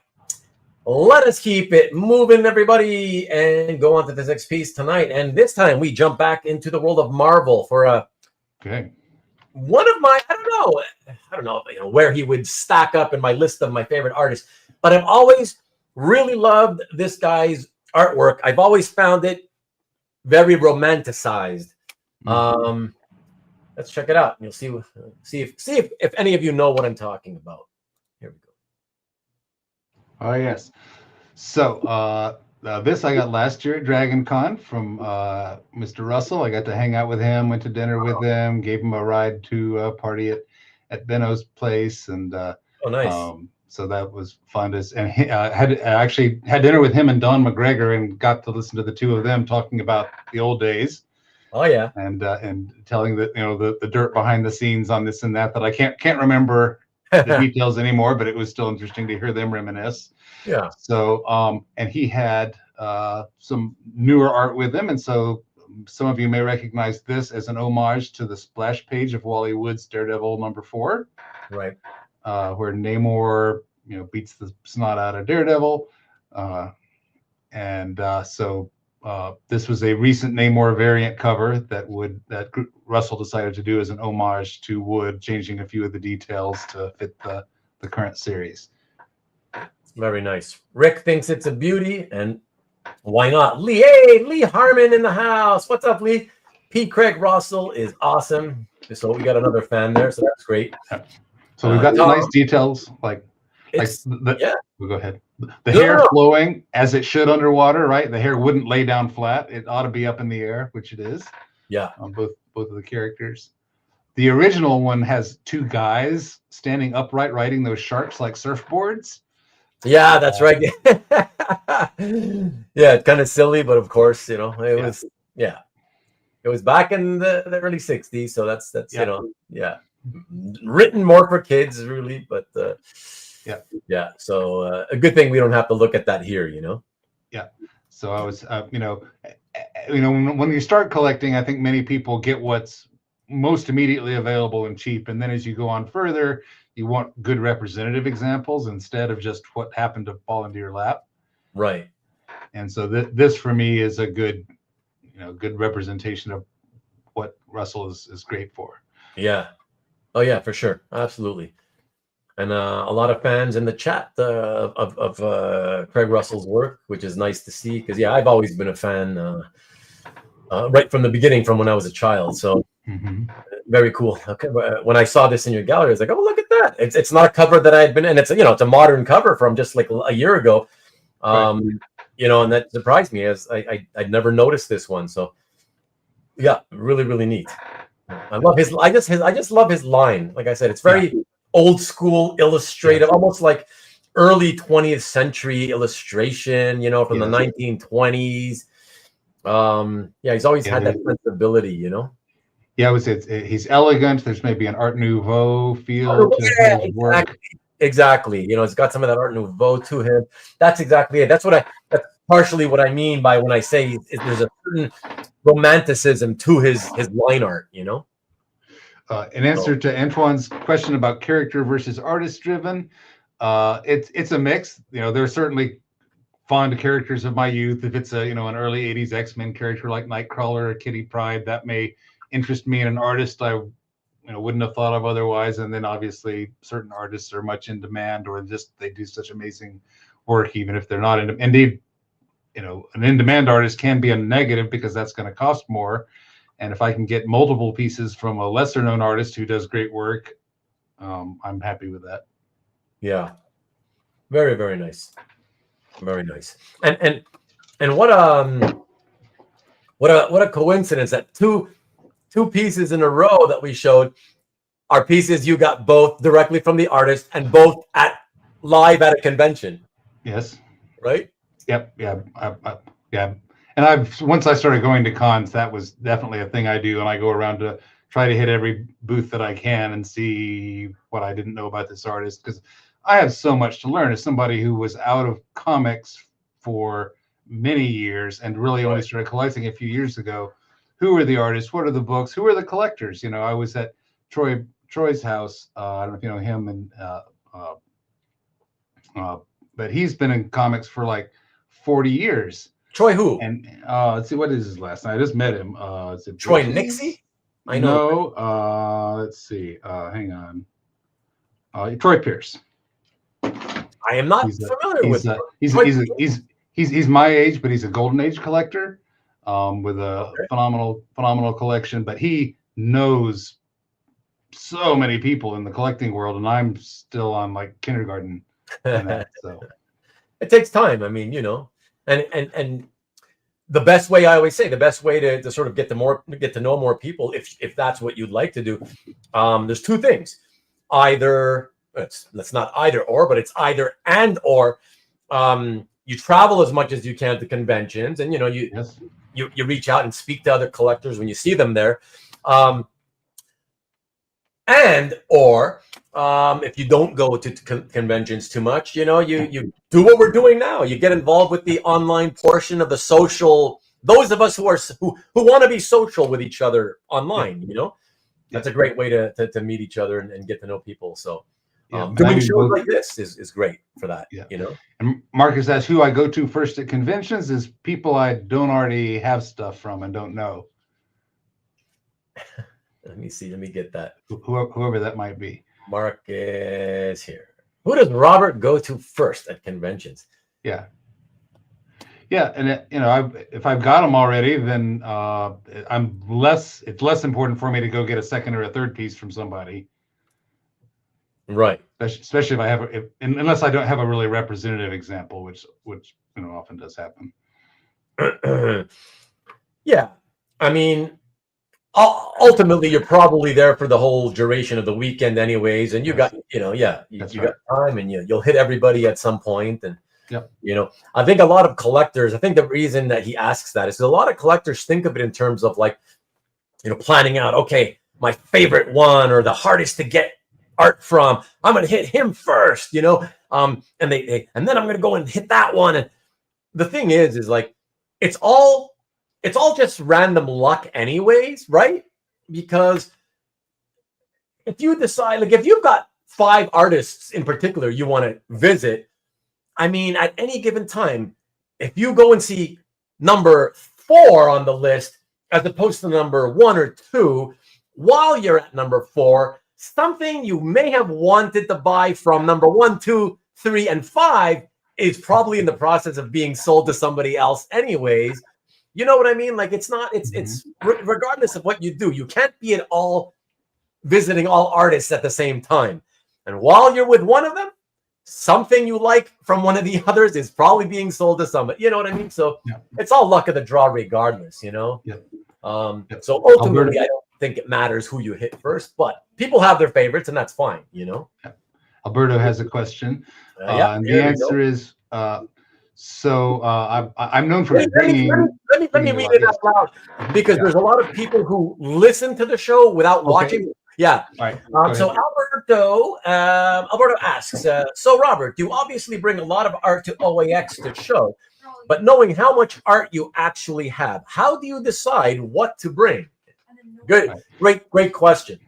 Right. So there's 2 kinds of things that I bring. One, I have certain portfolios that are the pieces I'm most interested in getting artists' insights into because I'm not an artist, and so I show them. I'm sort of infamous for this of taking a portfolio around and showing it to one artist and showing that same portfolio to another artist. But they teach me about what it is that I have, and so I value their input, and they seem to enjoy it too. So hopefully, I'm not taking up too much of their time. They're supposed to be doing a commission for somebody, right?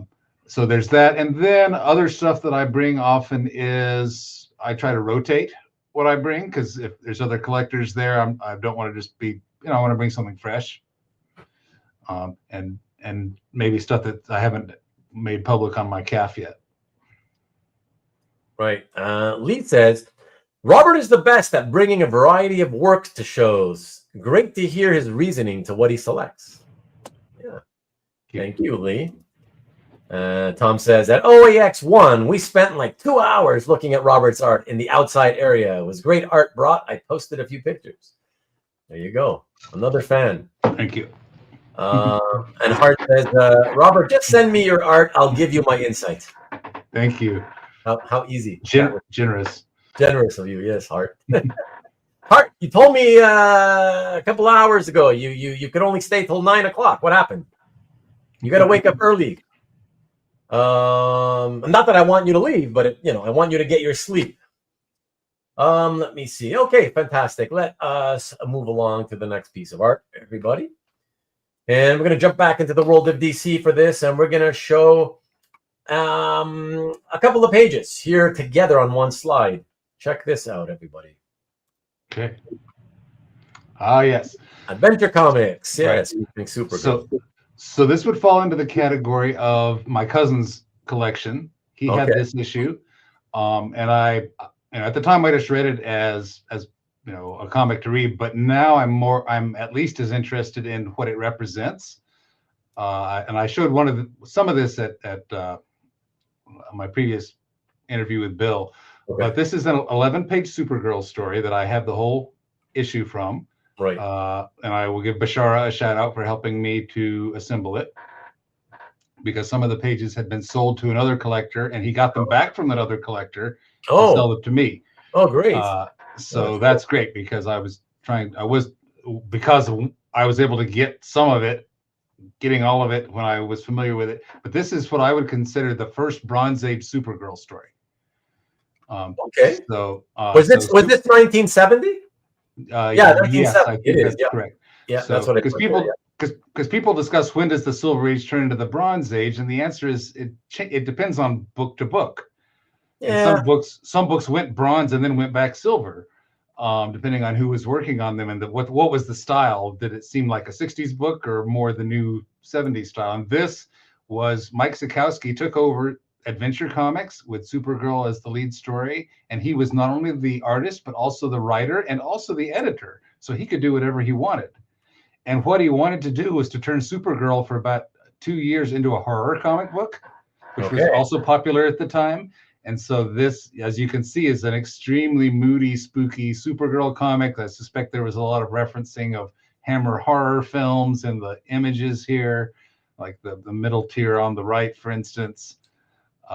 And this is also the story in which they let Supergirl's costume get trashed by a wizard and torn to shreds, so that she would then have a reason to start wearing different costumes than her original Silver Age costume. And so this issue debuts her first new costume after the one that we see here. Okay, very cool. Yeah, I've always been a fan of the horror genre. That's in case you're wondering, because I know you have quite a few pages from Adventure Comics, and if in case you're wondering why I picked these, I mean, there was many nice ones to pick, but being a horror fan, the whole quasi KKK, yes, that whole thing, and the screaming and the scariness. It just really stood out. And the stark, the lighting of the stark blacks, with how the light plays off the very large solid black areas. I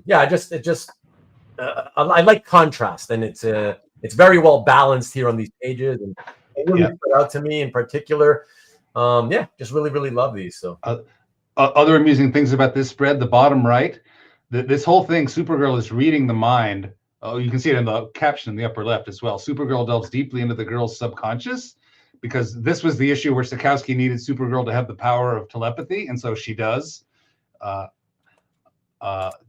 Which is, of course, is not a standard Superman ability, but it made the story flow easily, so she could get this flashback of the girl being traumatized by cultists. Okay. Yeah, very, very nice. Very nice. Right. And by the way, I just wanted to mention that it's funny how I didn't realize that these, at least certainly this issue, you flip through the whole thing, and there are, at least not that I could find, there was no credits. I don't know if you're aware. Like I had to look up the credits, somewhere like on some website. Yes. I couldn't see them. I pulled up the comic online, and the comic book didn't seem to show any credits unless I skipped over them somehow, right? That was one of the things that I think Marvel introduced to American comics, was because Stan Lee wanted his name on the page, is why I think it was. And so he couldn't very well just put himself as the editor. And so he had to also include the writers and artists. But that meant the writers and artists started appearing, and their names were put before young readers as someone that you could follow. And then DC, I think, eventually started doing that too. But at this time, that's correct. Yeah. Yeah, that's fantastic. Regardless. So very, very cool. Very happy. Oh, and sorry, guys, but here, I forgot. I didn't show you this. And I can show you what it looked like with the coloring, which for early 70s, I really actually like the coloring. I think they did a great job showing the lighting, especially on the right hand side.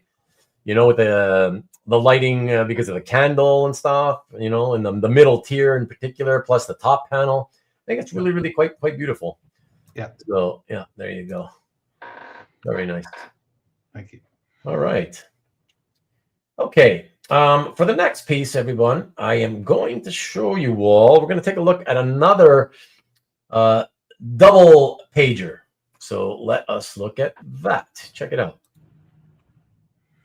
Okay, so X-Men and New Mutants were a staple of my childhood, and so being able to get a couple of these pages was great from this story. This is the storyline that introduced Magma and also Selene, so it's significant in that way. And this story set in Rome, but in the Brazilian jungle, really shows Claremont's love of fantasy, which he tried to shoehorn into X-Men any place he could, including this storyline with, you know, damsels in distress being menaced by witches and giant lava monsters. Right. Yeah. Yeah. I remember this stuff as well too. Also part of my childhood as well. So yeah, and there's this also shows Claremont's sort of kinky side here with Danny being, you know, given psychic pleasure by Selene in the bottom right corner, which the same month, came out the same month, I think, as X-Men Micronauts #4, which also had Danny getting tortured / pleasured by evil Xavier. Right. So Claremont definitely, for whatever reason, was really into that in '84. Oh yeah. Yeah. Very, very nice. Was it CJ? Let me put that back up here. Says Mandrake's inks give Sal a different feel. Well, CJ, I think what you're seeing is that, you know, Mandrake also has quite a heavy sort of inking style and drawing style. So I think what you're seeing is a lot more of Mandrake here than Sal. You know, at least I certainly see a lot more Mandrake than Sal. But it's fine. I think it's still made for quite a nice combination. So yeah. Yeah, and like I said earlier, it was a fun time in New Mutants, the New Mutants series, you know. Yes, and I'm glad that it's heavy in Mandrake because, to be honest, Sal was incredibly busy and prolific at Marvel in this period. I think to his detriment, because I, number one, think he got a little bit lazy with layouts and faces that showed up again and again and again. And number two, then seeing him so much, even as a kid, I was like, oh, it's another Sal. Yeah. And so, I mean, I can appreciate it, and his work was invaluable for Marvel because especially they were hemorrhaging good artists to DC during this period. And so having somebody that stuck around and would do the work was very valuable for them. But right. I'm glad that the inker could give it some variety because Sal's faces tended to be much more angular than what we see here. Right. Yeah, exactly. Excellent. Let me come back. Hold on. And one last look there in color, and then one more in black and white. Okay, excellent. I just wanted to say hello. Let me come back to you. Hello to the Lone Ranger. Robert, Lone Ranger is coming to us right now at 2:40 in the morning because he is in the UK. So that's how dedicated he is. He likes to tune in the middle of the night to watch my shows. And often he's here until 5 o'clock in the morning, his time. So, yeah, we got all kinds of people from all over the world here. So, very exciting. What country is he in? Lone Ranger, I believe, Lone Ranger, correct me if I'm wrong, I believe he had said England. So I do believe it's England, but correct me if I'm wrong, Lone Ranger. So, yeah, really, really cool. Good to see you as always, by the way, my friend. Thank you for showing up again.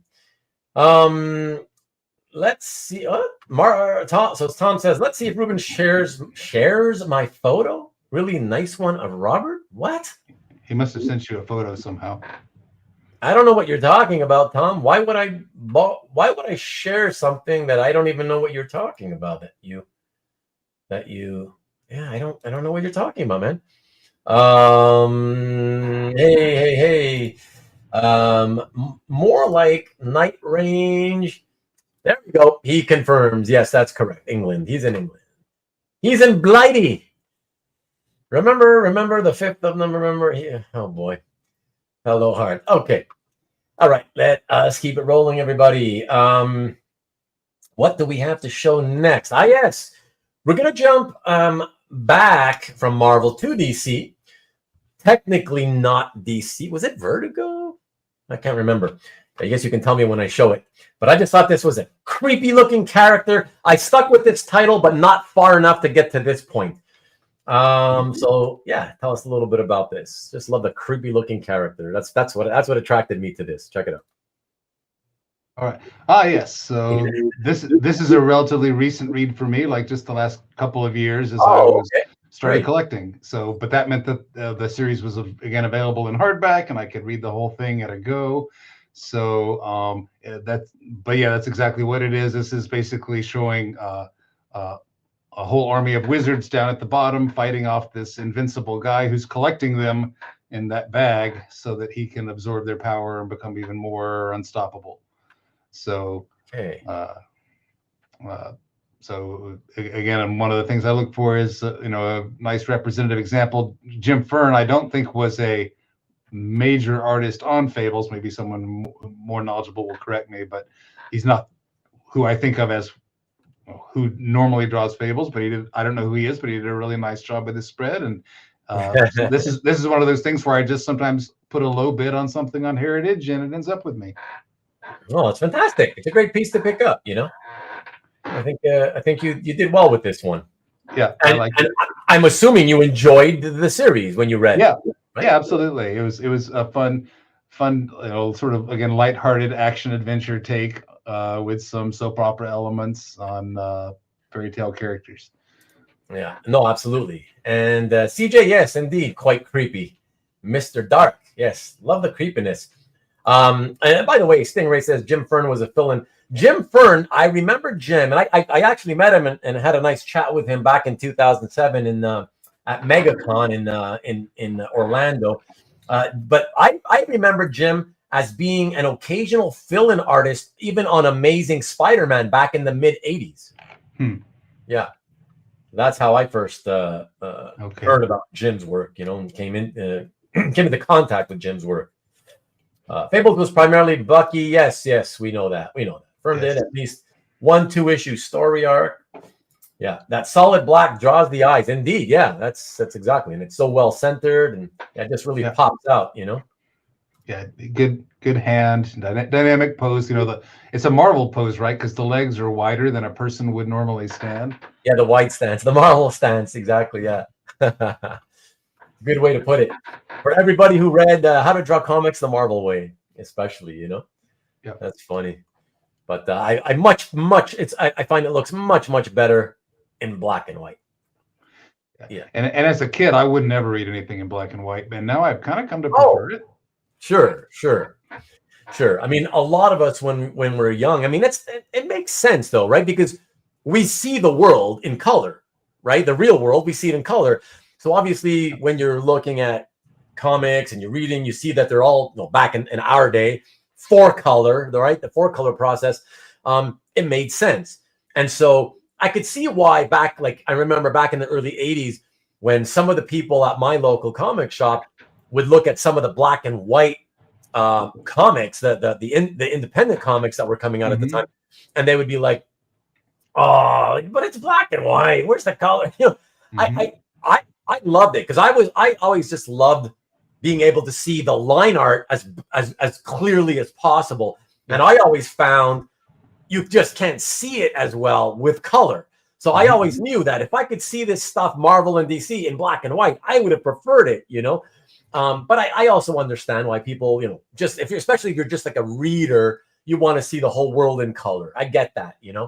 But I think a lot of us, we begin to appreciate the black and white, once we get into collecting original art, right? It makes sense that we start sort of appreciating it more without the color, Unless the whole point of it is color.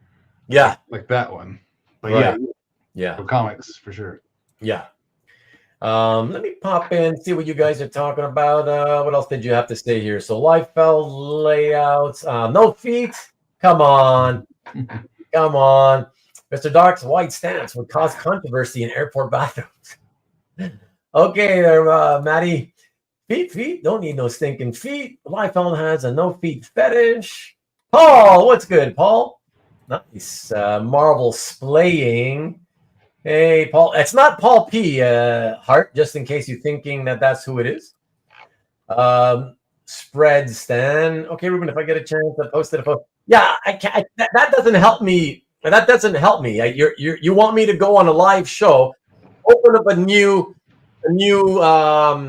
what do you call it, tab, go to Facebook and look at your. It doesn't make any sense. If you want me to show it, email it to me. Then maybe I can do something with it. But yeah, on a live show, you got your.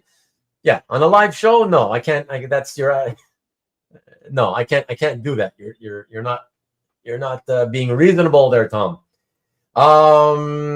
Sorry. So there we go. So you said, Ruben, titles like Xenozoic Tales should never be in color. Exactly. Thank you, Lee. There we go. That's exactly what we mean. You know. I know you like all Pauls. That's all fair. It's all good. Heart. Okay, forget it. Good Lord. Oh, good Lord. Yeah. Right. Because like it's such a reasonable request, Tom, for you to expect that on a live show I should open a new tab, go somehow to Facebook, find your account, and then, I mean, are you serious? Seriously. Good Lord, choke is what I want to say. Paul Rubens, Pee Wee in the house. Okay.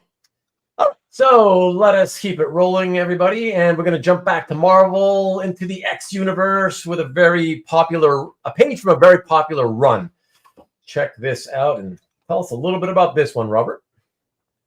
Yeah. So as I mentioned earlier, this was one of the series that really got me back into reading comics. I first read Whedon because I was a Buffy fan.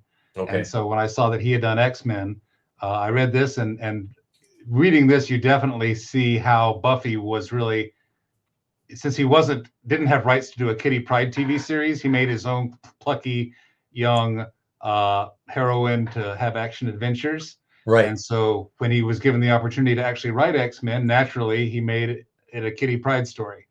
And so I have two of his Kitty Pryde pages from this Astonishing X-Men run, and Cassiday's art was tremendous. Pretty much all in the widescreen panels like you see here. Yeah. And so here's Kitty in the danger room, helping the kids defend against this horror scene, as you can see there, with the decaying corpse guy in the danger room. I'll give a shout out to Laura Martin for her amazing colors on this series, which usually the colorist and the line artist really have to do a sort of interesting dance in modern comics as to which of them is going to do what. And the Cassaday and Martin really did a tremendous job working together to turn an already great black and white page into a just tremendous color page on every page of the book. Yeah, it was popular for many reasons. This you know. Yeah. So. And like Alberto mentioned, rest in peace to John Cassaday. Passed very young. Wow. Very, very sad. By the way, how far do you remember how far you got with this series, Robert? I read Whedon's run, and then I read the Simone Bianchi stuff that came after it. Oh, okay. Which was, more for the art, because I was blown away by Bianchi's art. Yeah. The ghost box, and I forget what exactly, but not far after Whedon. Okay. Gotcha. Excellent. Very nice page. Like we said, guys, from the beginning at the top of the show, pretty eclectic mix, right? Fables, from Fables to early 70s, Supergirl by Sekowsky, the X-Men, the X universe. Yeah, so it's and then of course the Terry Moore universe. I mean, very eclectic. So I like that. So as they say, variety is the spice of life. Correct, Robert? That's it. As we go. All right. That leads us back to DC now, folks, and some fun characters, and that's why I picked it. Good memories of this time period with some fun characters here. Check this one out. I probably read this. Yeah, I think I did. This was, yeah, I do remember this. They were like some lion men antagonists, like animal monster guys who would sort of like a high evolutionary type story. Right. Firestorm was a book that I enjoyed reading. I didn't realize at the time that it was the second attempt to have a Firestorm series, because I think there was one in the DC Implosion in the 70s. And 5 issues, yeah. The second go, The Fury of Firestorm. So I read him and enjoyed it. And he's a kind of a Marvel type character, right? Sort of has a cursed hero kind of origin, a teenage kid trying to make it as a superhero. Of course, this is getting in toward and maybe into toward the series when Aquaman became the team leader in the Detroit era. But this is still before that, because we still got Superman and Firestorm in the mix. Yeah, I love Firestorm. That was my favorite part of it. I love Firestorm, just like you. I remember buying it off the stands when it first came out. I thought it was the coolest looking character. Fun powers, yeah. And I now know that kind of face framing headdress he has is, I guess, a Kirby thing, because some of the New Gods characters had that as well. Yeah, inspired by, I guess you could say. Yeah. And look at that. Three different people in a row highlighting that Aquaman is pretty cool. They like Aquaman. That's funny. I was just going to say, Robert, it's funny and ironic, because in this hobby, the Aquaman art rarely sells. And when it does, it doesn't sell for a lot, you know? Yeah. My favorite Aquaman story is Alex Ross, Justice, that 12-issue miniseries. They made Aquaman sort of the focal Justice League character. So really? I never read it. I never read that one. Yeah, Alex Ross, of course, has not done very many series, right? But 12 issues of Alex Ross art, all on, and it's basically Justice League versus the Legion of Doom. So it's a fun read. Oh, very cool. And I have one page from that as well. Oh, cool. By the way, Rick says, nice page. Rick owned it for a little bit. Oh, okay. Well, thank you for letting it go. Very nice. Rick is that kind of guy. He's just a nice guy, you know. He likes to let other people build their collections off of his, you know. Okay. So, not sure where we're gonna head next, because my thumbnails for all these images are really tiny, and on this next one, I can't quite tell what it is. But we'll find out together. Let's check this out. See what it is. Nice. Okay. Wally Wood. Right. Nice. So 1970. This is an example again from my cousin's collection. Horror was big in the early 70s, and this is actually a Marvel title, which was unusual for my cousin, because almost everything he had was DC. Wow. Yeah. So this was kind of a killer issue. The first story was by Barry Windsor Smith. Oh, cool. And Jerry Conway, which was a rewrite of, I think, an Eerie magazine story that was kind of PG down for DC. And then this is Wally Wood doing his sort of Wizard King sort of thing that he was big in the 70s, the fantasy rather than sci-fi. So this is Wally Wood everything. Story, pencil, ink, and even lettering, I think, is maybe. Oh, wow. And it's a fantasy story about a teenage boy who goes off to a fantasy world and becomes a hero. Very typical, empowerment story like Captain Marvel. Right. Looks like it's about a giant boy. Yeah. So he's a normal human boy. I think he's crippled by some unspecified thing. He walks with crutches, and he gets carted off to a fantasy universe where he's bigger and stronger than everyone, and now can walk. Oh, I see. Okay, it's because everybody else in that universe is small. Yes. So because he's big, he becomes their champion, and you can see bottom right the fairy princess becomes his guide, and they go off together to defeat a wizard. I have the page after this as well, because this whole book is being sold piecemeal, it seems, on Heritage. Yeah. I would have loved to get the opening splash, which contains a self-portrait of Wally Wood. However, it went on Heritage for $30,000, which is I don't swim in those waters. Wow. You mean just that splash alone was 30 grand? The splash went for 30K earlier this year, maybe maybe late last year at the early this year. But I was able to get that page. Wow. And I also had the following page, which I have on schedule to post at CAF early next year. Wow. Okay. I have a schedule when I'm posting stuff. Okay. You hear that, everybody? Robert's got it down to a science. He needs a schedule of when he's going to be posting things. So that's awesome. I love that. All right. So I think from that's a Marvel sort of Tower of Shadows. What genre was the majority of that stuff? Fantasy, I guess. It was Marvel sort of House of Secrets. House of Secrets, kind of, yeah. So yeah, we're gonna go from that to, I think we're sticking with Marvel. To some, oh yes, there's some original colored work. Check this out, everyone. Okay, so beautiful painted art by the two Dells there.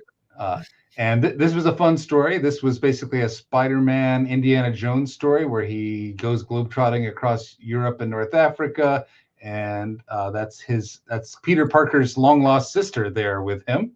Oh, right. Going down on the Tomb Raider adventure. This story is also noteworthy that it depicted Kingpin in Europe also wearing a Hawaiian shirt, which Vincent D'Onofrio loved so much that he insisted that they include Kingpin in a Hawaiian shirt in the Marvel TV series. When he appeared in the Hawkeye series, he's wearing the same red Hawaiian shirt, and that's actually the character that I cosplay as. Oh, that's funny. Wow. And I would like to just drop a little bit of knowledge related to this page. Which is to say that for anybody who is not aware of the penciler, which is Werther Dell'Edera, he is the penciler on a title that most of you probably still haven't read, but which you may have heard because it's been getting a lot of hype over the last several years, called Something is Killing the Children. Oh, that's a great series, yeah. Yeah. And so he's the longtime artist on that. And I learned by selecting this piece, Robert, in fact, that Werther Dell'Edera had done something else from a mainstream company. Because I had only heard of him when he started doing Something is Killing the Children. And I never really looked into his background to see what he had done before. So when I saw this, I was like, Werther Dell'Edera, what? Mm-hmm. At Marvel, like 11 years ago? Wow, that's really cool. Yeah. One other thing I'll point out about this is a problem. Look how much more red my scan is than the actual published art. This is a problem probably on my end, and I don't know if there's an obvious fix for it or not, but my scanner tends to redify stuff. Yeah. No, that's normal. It's not just yours. Yeah. Yeah. And so I go in Photoshop and try to fix it to some degree, but I'm not that great at it, as you can see here. No, you do what you can. That's, like I said, when a scanner, the scanner light tends to intensify yellow and reds more than anything else, and so you do what you can to kind of fix it and get it as close as possible, but it's impossible to get it perfect, because what happens often is once you start playing around with the color that you're trying to fix, even when you start getting it to look pretty good, then you start, if you look carefully, you start noticing that another one of the colors on the page is starting to go way different than what it really is supposed to look like. You know what I mean? Yep, absolutely. So it's very, very difficult.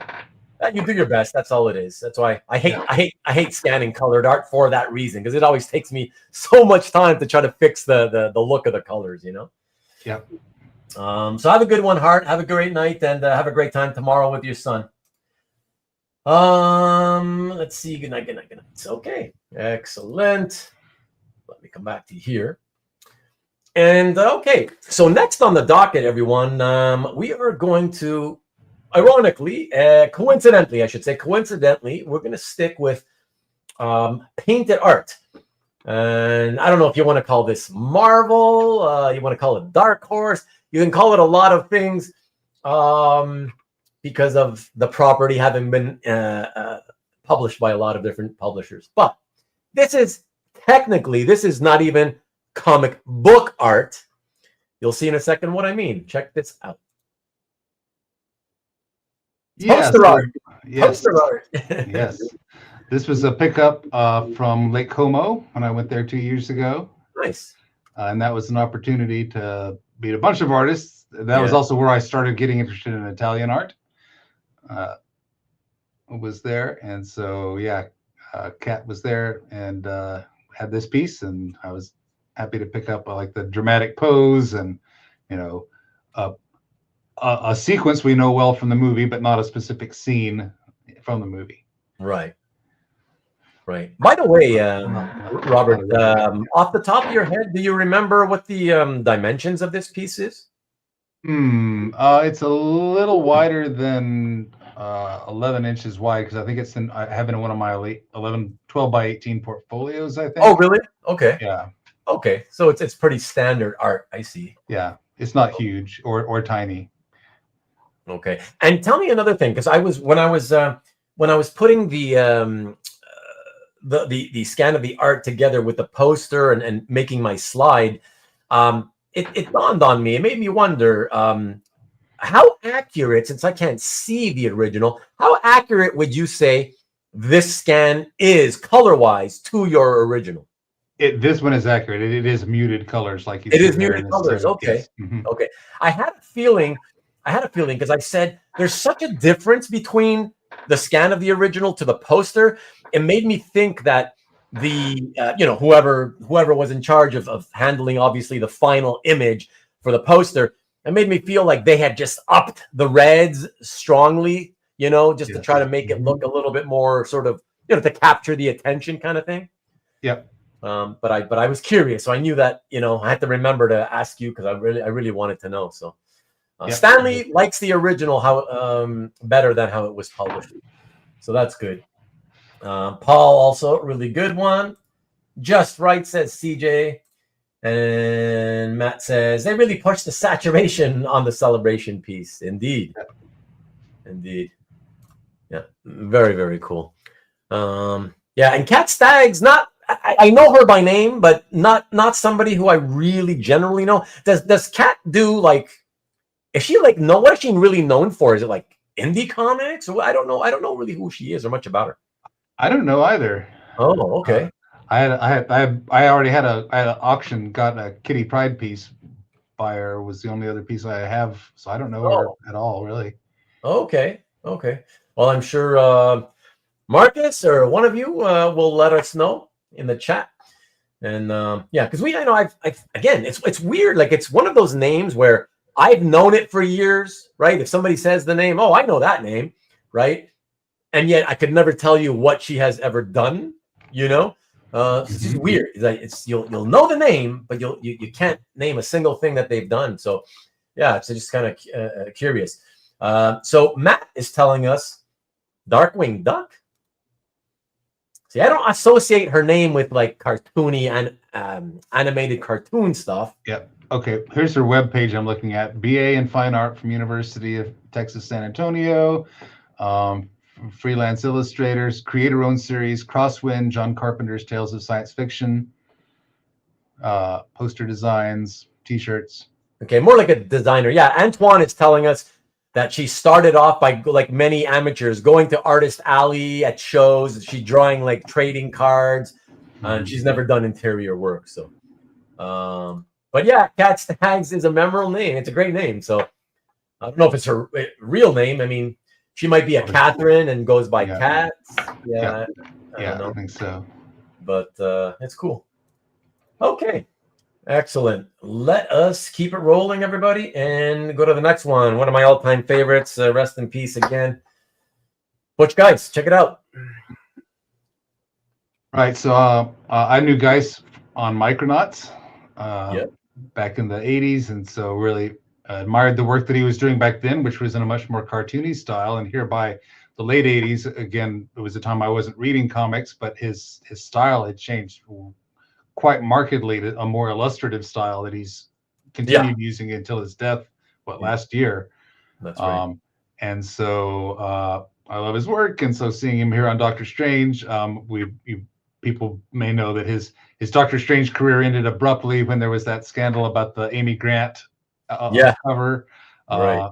And but just a great moody piece. You know, draws lovely characters. Got a great J. Jonah Jameson there. So I was glad to get this one. Yeah, no, this one's not Amy Grant. Yeah, and I just want to say, of his work, of Butch's work, which you could call still in the sort of more comic booky vein, and but you know, becoming more realistic looking, but still more comic booky than the later sort of much more illustrative stuff he went with. I think this is my favorite. I think the Doctor Strange Sorcerer Supreme run that he did, my favorite stuff of this style that he was employing. It's so fantastic. Yeah, and I enjoyed his series he did with Bill Mantlo, for Epic Swords of the Swashbucklers, was a space pirate series that he did the first several issues before he moved to do X Factor. I shout out to Nick for reprinting that, so I was able to get it in hardback. And I actually got him to do a commission of the main character from that about a year before he died. Oh, cool. Very nice. Butch had a lot of styles over the years, but always great. Indeed, Alberto. Butch inked some issues of Fables. Did he? I don't remember him inking Fables. Antoine says, always felt that Butch would adjust his style depending on whether it was a more down-to-earth series or more of a superhero series. Good comment there, Antoine. And I wanted to just say here, Stanley says, I should do a show about Butch. Well, I did do a show about Butch. I did a 3-hour and, I don't know, 20-minute episode with Brian Peck, which was a career retrospective where we showed literally 200 pieces of art from throughout his entire career. So, Stanley, you might have missed that one. There we go. Okay. Beautiful. Love Butch. Yeah, that's great. Yeah, always great.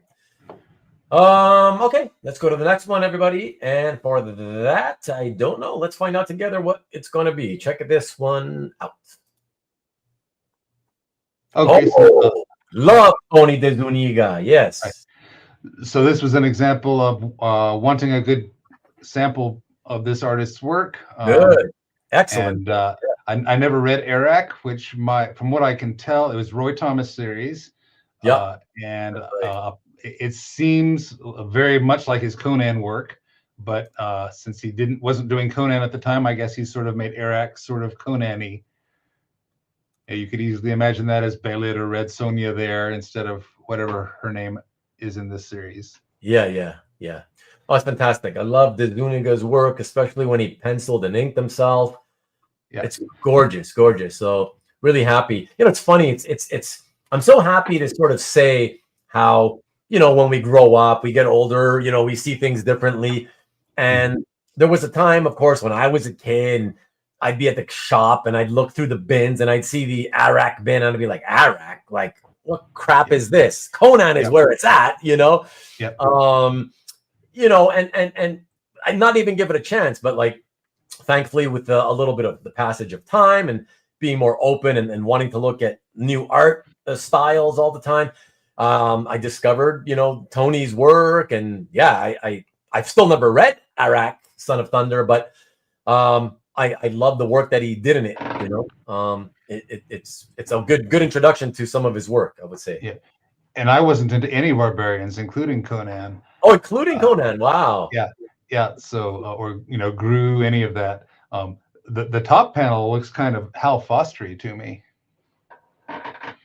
The top one? Yeah. It's interesting. It's interesting because I think the second panel, when I picked it from your gallery, I was thinking, wow, the second panel looks like a female Prince Valiant to me. Yeah, I can see that too. Yeah. So it's pretty cool. And who knows? Maybe Tony was kind of riffing on that, you know? Yeah. And I got educated how to pronounce his last name. It's De Zuniga. Yes, it's De Zuniga. Yes, exactly. With an NY. Exactly. Which is why I made it a point to make sure I got what we call in Spanish the ñ on instead of right. The little Yes. thing on the end. Well done. Yes.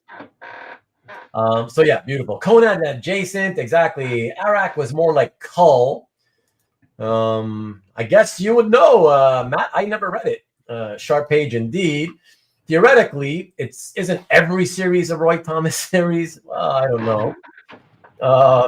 Arak first appeared in Warlord. That's right. It was the backups in Warlord. Correct. Thank you, Rick. Yes, indeed. But yes, very beautiful stuff. Okay. Let's keep rolling to the next one. And for that, what do we got? Of course. This is where I got everybody. For those of you not those of you who've tuned in later and not from the beginning, maybe didn't see the thumbnail, but this is where I picked the second to last panel to do this for us. So that's where that's from. Let's take a look at this and let Robert talk to us about this. What a great page this is, man. So it's Modern X-Men, but it's a flashback miniseries, which I think shows like Magneto across the years. Here we can see him training the New Mutants as if it was 1985 there, and it's very much channeling Art Adams' work on the New Mutant Special Edition with the way with which characters are there and specifically what they look like. I thought he did a great job paying tribute not only to the characters but also the artist. On this page, I picked this up at a convention outside of Nashville last year called Music City Multicon, which in general does not have good comic book art there, frankly, as far as it's mostly Funko Pops and stuff like that with a few artists. But Todd Nauck was there, and I was happy to become familiar with him and get this page. Wow, huge! Wow. So he actually had this at the convention with him. That's right. Robert, I must say that's 3 for 3 in terms of the pieces, the great pieces you've been able to pick directly from artists at conventions. I mean, like, wow, you've got some very fortuitous good fortune, I guess. Thank you. Yeah, no, that's absolutely right. And Derek says, "Look at that! This is awesome." Yeah, so you got the cool first panel, the big M Magneto. Knock knock, is Marcus there? Robert snagged this one before many other would have. Yeah, for sure. This would have sold regardless of whether Robert bought it or not. Yep, and that's why go to the small con. There weren't many artists there. There was only maybe 5 or 6. But Chris Speciale was actually right across the aisle from Todd Nauck. Was that right? Yeah. Very, very cool.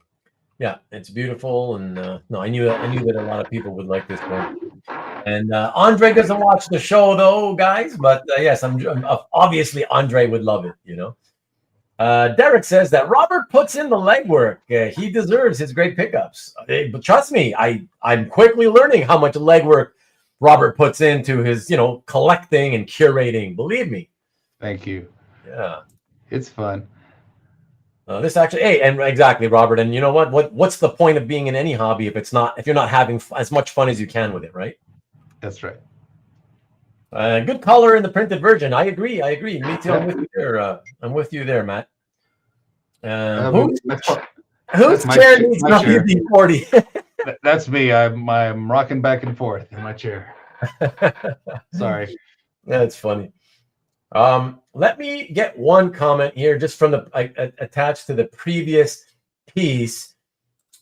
Matt had said, low-key harassment. He's admitting he's harassing us. Is owning art from a book you haven't read, like wearing a t-shirt from a band that you don't own any records from? No. Probably. Yeah, maybe. No. But if it is, I'll take it. No, I don't think so. I think like with the t-shirt thing, I've always said, you're a poser. But it's different with owning pages because that's what this type of art is all about. You can actually appreciate it, right? If you love the art of it's an art form unto itself, right? So the art of storytelling, telling stories with pictures. you can just appreciate that for what it is, even if you've never read the comics and aren't familiar with them. You know, Matt, I think you came in late, right? If you go back and you later, you can see when we talked about Robert's first two pieces that we showed. He admitted that even those, and he's bought a lot of those pieces. Okay, so you should go back and take a look. It's a European art. He's bought a lot of that stuff, and he bought it because he liked it, because he could appreciate it, even though he had never read it. And he later read it, but not until after he owned the art. So, yeah, I'm going to say I enjoy your harassment, and thank you for that. But I'm going to say no, it's not the same. That's what I say. Okay, let's see what else we have. Yeah, exactly. Right, Matt? We're supposed to have fun. I know. I just sort of let the cat out of the bag, you know. Of course, Stanley, you'll love anything Matt says and shares with us. Fun, my least favorite F word. If you love the art, shouldn't you go and read? Well, that's different though, right? Yeah. That's what we talked about, right? Later, right? Yeah, you should try it out. Sure, you should try it out after the fact for sure.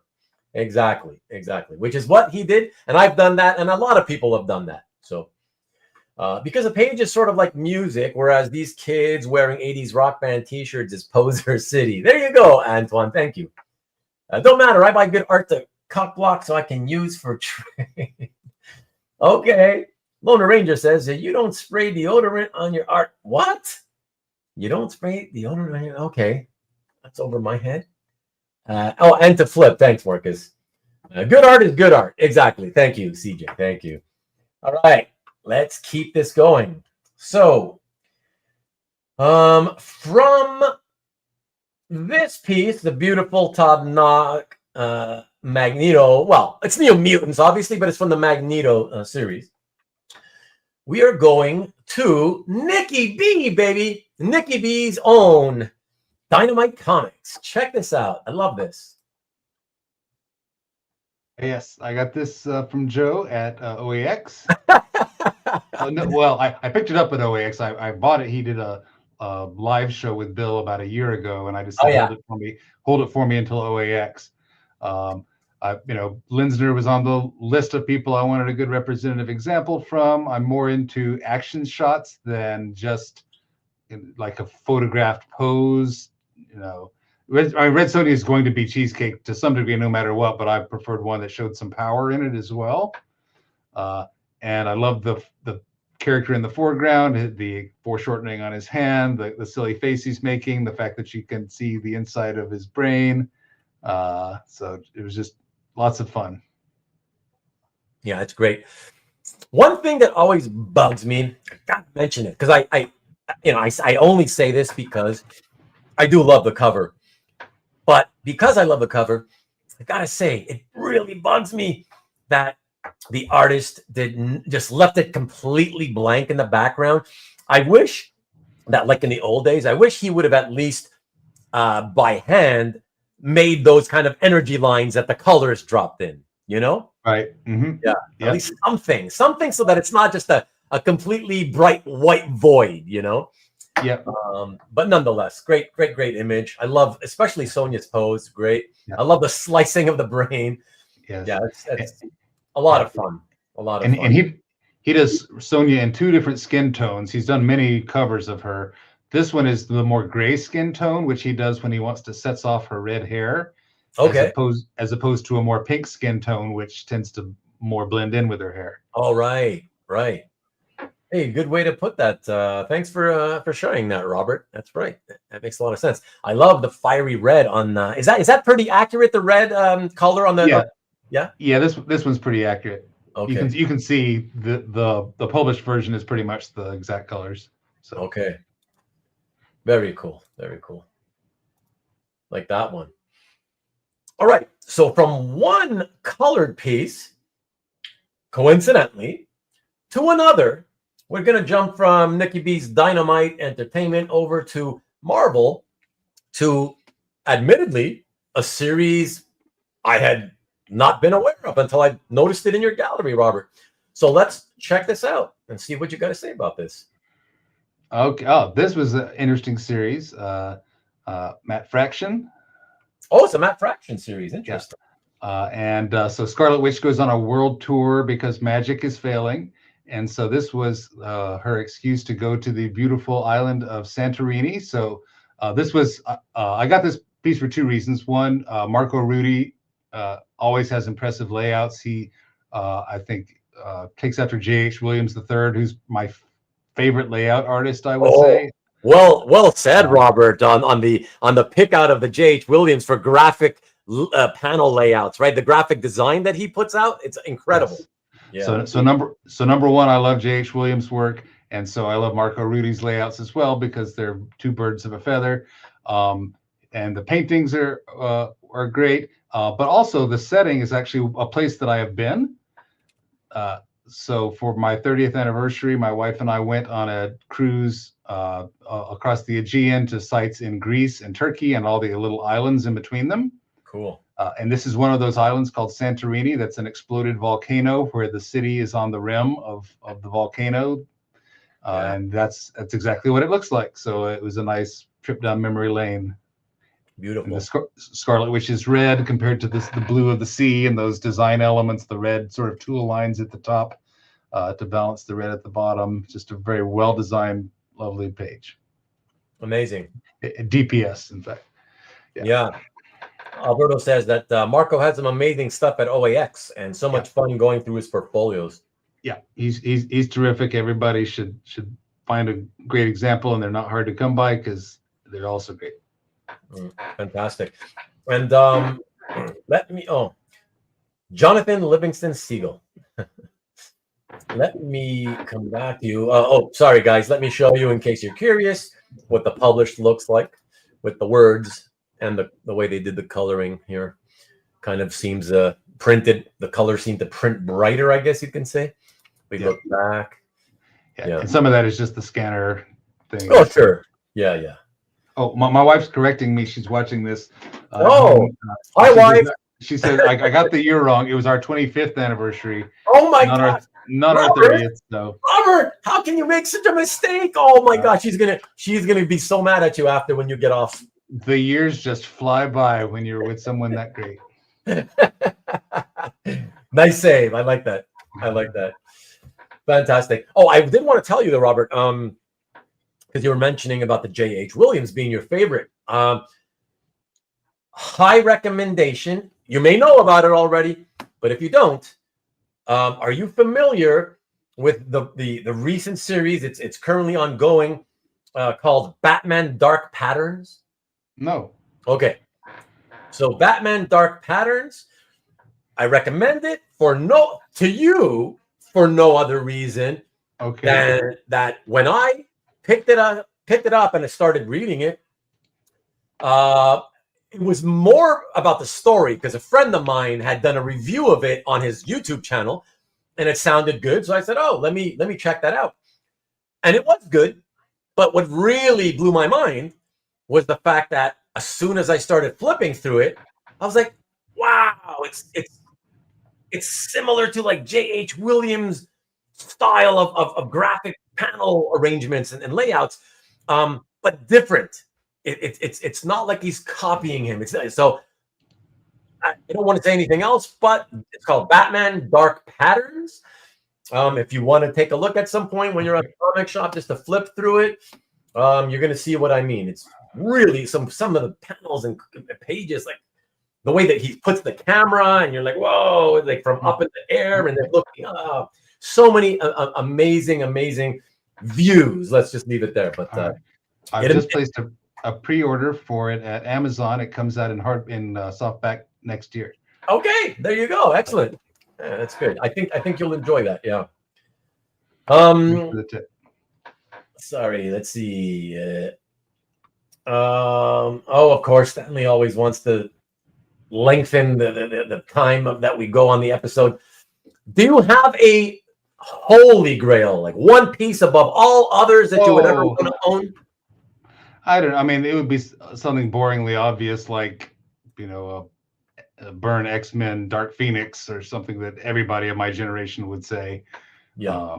So sure, if you got one that I can have for free, or send it my way. but I don't swim in those waters. Marcus, you know who it is. Yes, Batman Dark Patterns. I'm talking about Hayden Sherman. Yes, you know. And Matt wants to tell you, Robert, since nobody else has mentioned it, love that blazer. Look that. Thank you. There we go.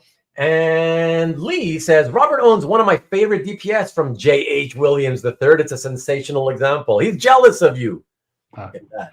And number one Marvel fan says I need a long shot page. I actually have the Art Adams page that I want already, so I'm happy with a New Mutant Special Edition page.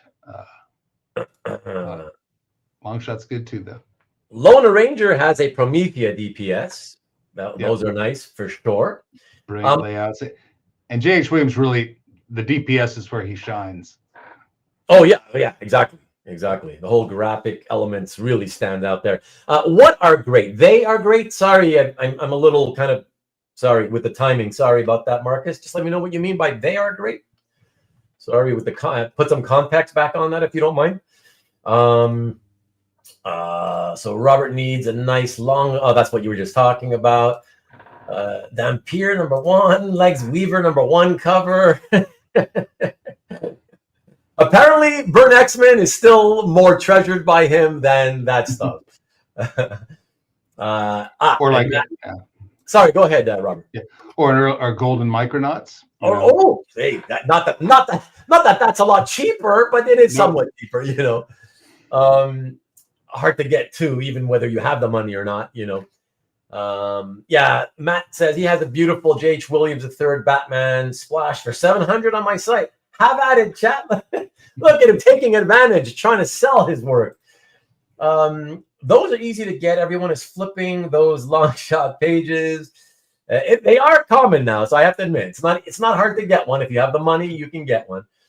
Hayden is great indeed. Yeah, Hayden is great for sure. Okay.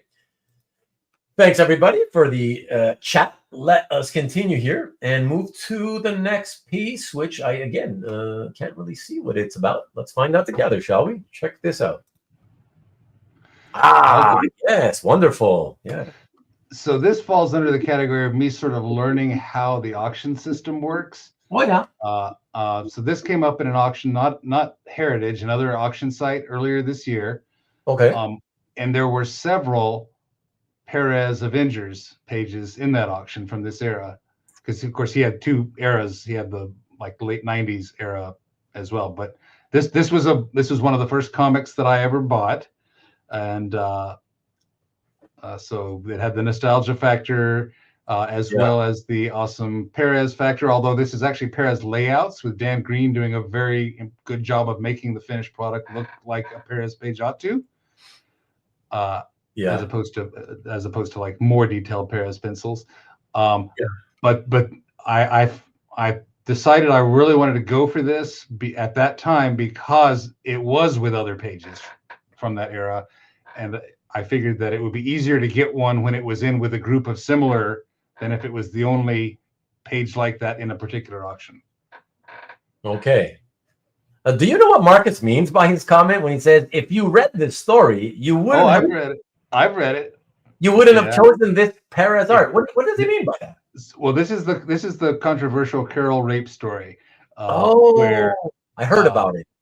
Where it was supposed to be Carol is impregnated by the Kree Supreme Intelligence somehow, but they had apparently just done a Supreme Intelligence story, so they changed the father to being Immortus's son Marcus, and then there was a sort of needless addition in the dialogue that didn't have to be there at all, where Marcus, the father of Carol's child, said that he manipulated her with machines, quote, into falling in love with him, which then made it non-consensual, which then created a furor. Gail Simone, I think, wrote an essay that condemning the issue, and so it became a matter of controversy beyond just what it would have been otherwise. But are you saying the controversy happened back in the day when it was first released, or many years later? a few years later, not immediately at the time, but sometime in the mid '80s. Okay. She wrote a strongly worded essay that Miss Marvel, who was supposed to be a character of feminist empowerment, had come to this ignominious problem. And I think, and Chris Claremont didn't like it either, because that's why he wrote Avengers Annual 10, which brought her back from the end of this story. And he looped her in, because Claremont had done Miss Marvel in the '70s, and he tended to like to hold on to characters that he had a hand in. Yeah. And he hated what happened to her here, and asked to write Avengers Annual 10 to try and redeem this story, and then made her binary in X-Men. Oh, okay. Interesting. Look at Antoine says, boy, if I started to condemn every injustice that occurred to a man in comic books. This is also a Frankenstein page, because it's assembled from 3 different pieces of paper. The second tier is on a different sheet. Yeah. So and so that's why there's those 2 orange bars across, where the tape on the back has yellowed through to the front. Okay. I had a feeling there was something going on there to do with because of the coloring, right? The miscolorization of the Okay. And that's, again, it's more obvious on this scan than it is on the actual page, because it came out more red. Right. Yeah, but that's no big deal. We can still see it. So, by the way, I put it up, but let me put it back up just because I put it up quickly. You probably didn't get a chance to see it. Sean, look what Sean says. I was seriously about to message Robert about that Avengers 200 page because I saw it on CAF a few weeks ago. Oh boy. I'm one who really likes this Wonder Man costume. I think it's fun. It's non-traditional superhero. It has its own immediate look. Yeah. So. Yeah. I think most people will a lot of people will tell you this is their favorite Wonder Man costume, actually. Yeah. It doesn't make any sense that it has jetpacks spraying on his thighs, but whatever. He has what? The jetpack's on his belt. Where does that wash go, right? It's burning his jacket and his legs whenever he flies. But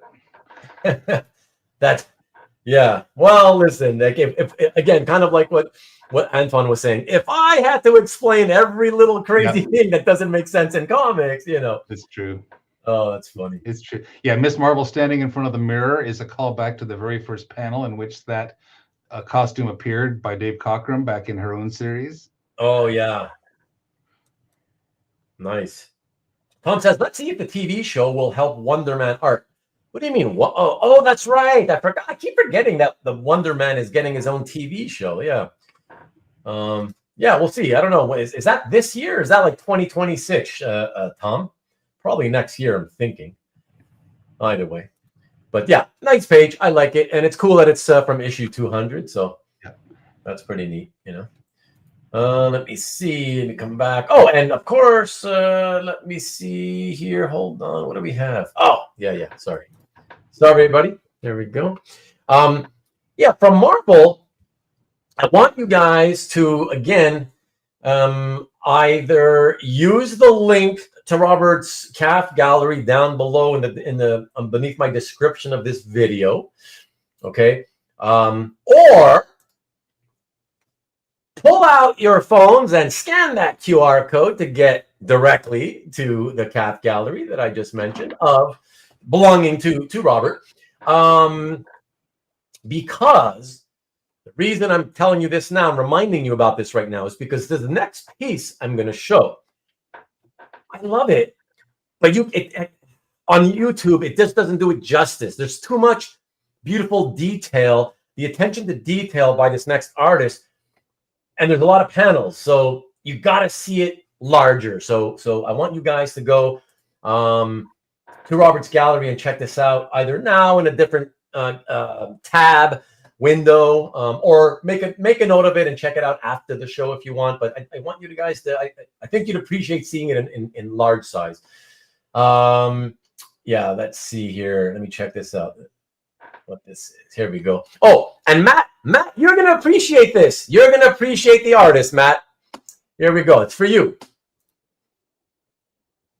Yes. So I met Dashyong at Heroes. And got he does these 24 by 18 character in front of something cool. And so I got a Spider-Gwen in front of a Chinese dragon from him at Heroes 2 years ago. And then the following year, the first OAX year, I decided we would just stay as a family in Orlando after OAX and go to Disney, because the next weekend was MegaCon, which I went to. And he was there and had this, which I got from him. And I like this for a couple of reasons. Number one, the art detail is amazing, and it definitely rewards seeing close up and what all the characters are doing. But the story behind it, I find fascinating, because this page is a page from the Chinese version of the story of Noah's Ark. There's a Chinese version to Noah's Ark? Yes, they call it the Red-Eyed Stone Lion, but it's the same basic story about the gods have decided that the world is just too evil and needs to be started over after a flood, and a warning is sent to a righteous person to escape the catastrophe. And so this is depicting the hedonistic world before the flood here on this page. Okay. Yeah, what I found, aside from all the attention to detail, especially all the backgrounds, I loved how loose and natural the figure work was. Yes. I really felt like, it feels like he might have experience in animation. Yeah, just so natural. I love it. And that's why I really want anybody who feels like what they're seeing by whatever you can tell you're seeing at this size. If you find it attractive, you'll be doing yourselves a favor by checking out at large size in Robert's gallery. It's definitely worth the time. Yeah, go check it out. It's so nice. So yeah, it's a little larger. It's about a 13 by 19 page there. But yeah, the detail in this is just extraordinary. He hasn't done a lot of sequential work. So yeah. And I'm sorry, but I do believe I copied and pasted the wrong year onto this big time. Yeah, this is recent. Yeah, sorry about that, everybody. My mistake. That's right. And Robert, did Daxiang tell you the story behind why it ended up going unpublished? No. Okay. His English is not awesome, so we couldn't have a long conversation, and my Mandarin is non-existent, almost. So this is from 2014. 2014. Oh, that's right. Yeah, I remember now that you say it. I hate making. I'm a stickler for details, so that the fact that I'll never be able to correct this, for the rewind viewers, it really angers me. So oh well, sorry everybody, but nobody's more upset about that than me. I'll tell you that right now. So yeah, 2014. Thank you, Robert. Antoine. First of all, so let me. Antoine says, Ruben, all other factors being equal, do you think people prefer larger art? Kind of a weird thing to ask me. I don't know why you'd ask me in particular. All I can tell you, Antoine, is in all the years that I've been in the hobby, I definitely can tell you that the people who I know who have purchased larger art, to a man, pretty much, they all rave about how much more impactful the artwork is to them when they see it on a much larger board. And although I had seen large art many times over the years myself, even had some that I then resold, when I was dealing as a comic art dealer full-time many years ago. And I can say that, yeah, it's much more impactful. And then when, Mike Perkins started doing that, the Batman First Night work last summer, and then he sent me the pages that I had to, that I had sold on the website that, to ship to everybody. When I got those in hand and I realized like how big they actually are, yeah, it was so impressive. It just, it really enhanced how beautiful the artwork already was in my mind from seeing the scans, but then seeing them in front of me like that, holding it in my hands, realizing that like a half-page half splash, right? The half splash panel was the same size as a regular 11 by 17 page turned sideways, it really put a lot of context into how much more impactful the art is that way. But I will say, Antoine, it doesn't mean that people will specifically go out and look to collect larger art just because it looks so much more impactful, you know? But yeah, there you go. That's the best thing I can say. Robert, anything to say on that whole thing about larger art, the preference over the small or regular and larger art? One of the things I think about when I get art is, where is this going? And if it's going on the wall, having almost up to, it's hard, the larger the better in general, because you're going to be looking at it from further back. It's a different story in a book. 13 by 19 is a nice size to look at in a book.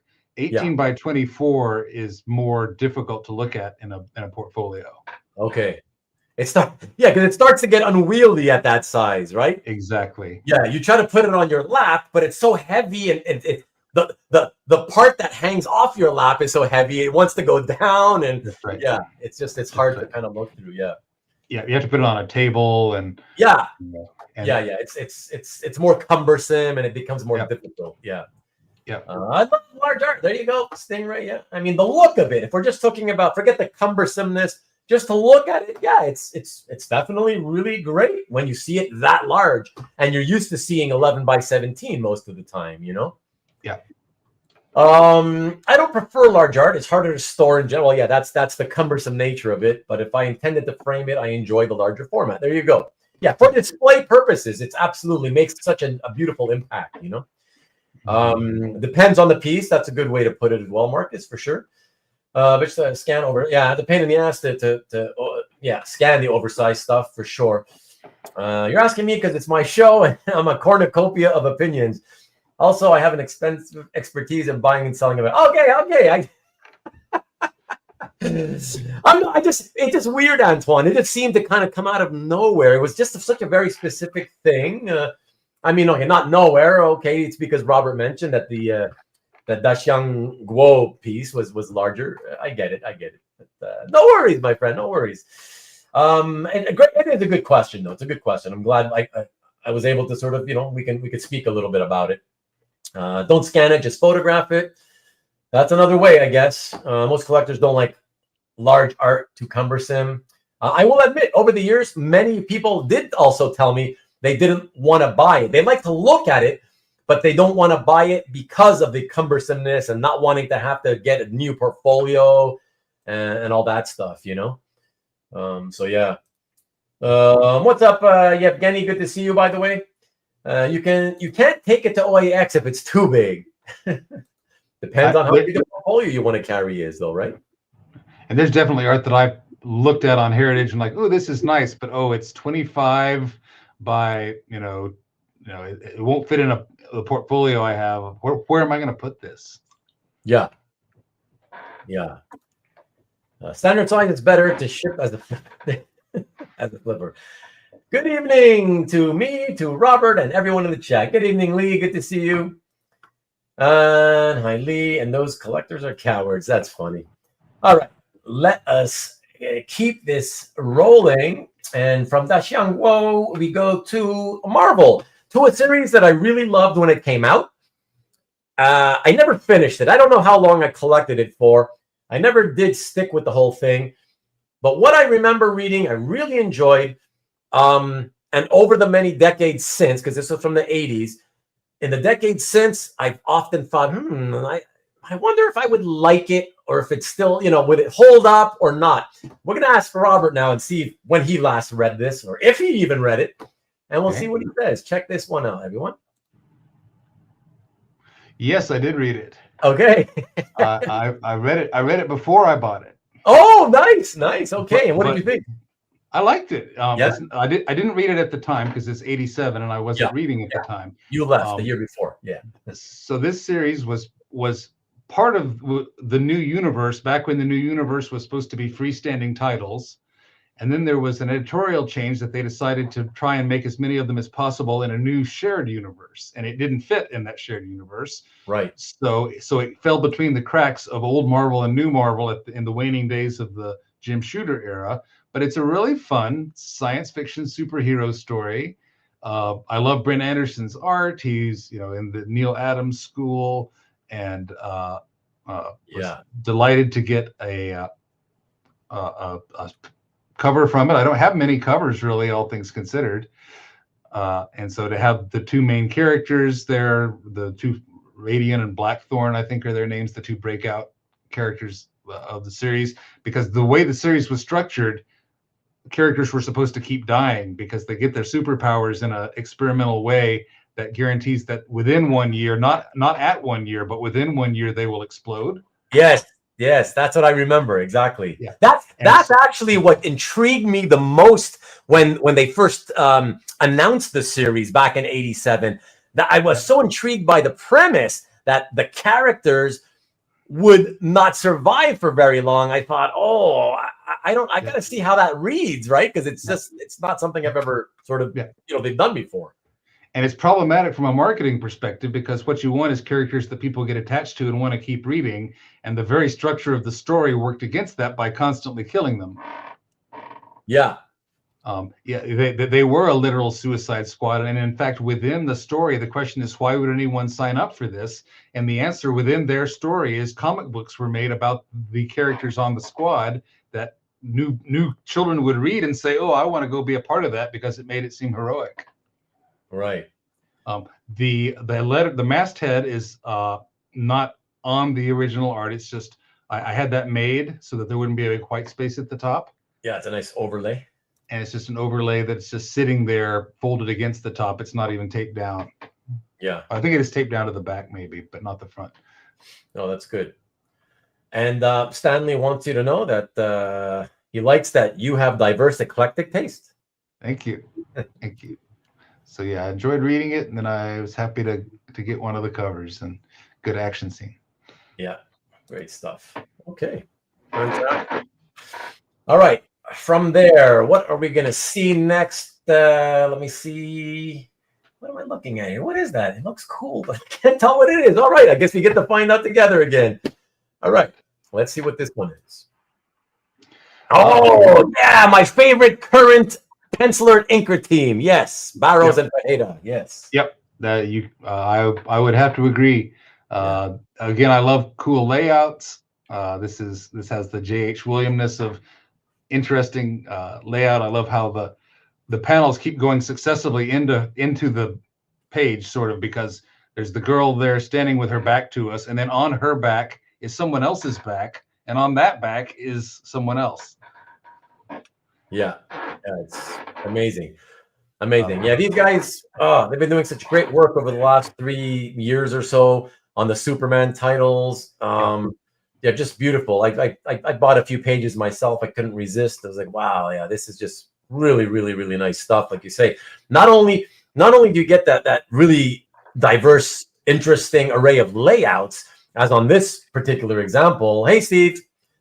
But on top of it, just the rendering, the penciling, the inking, it's just so fabulous looking, you know? And it looks great in black and white. The color it takes it a different direction, kind of mutes some of that, but I like it too. No, I agree. Exactly. CJ says, great wild layout indeed. Carl's collection in the house. What's good, Carl? Good to see you. Evening. Yeah, it's beautiful.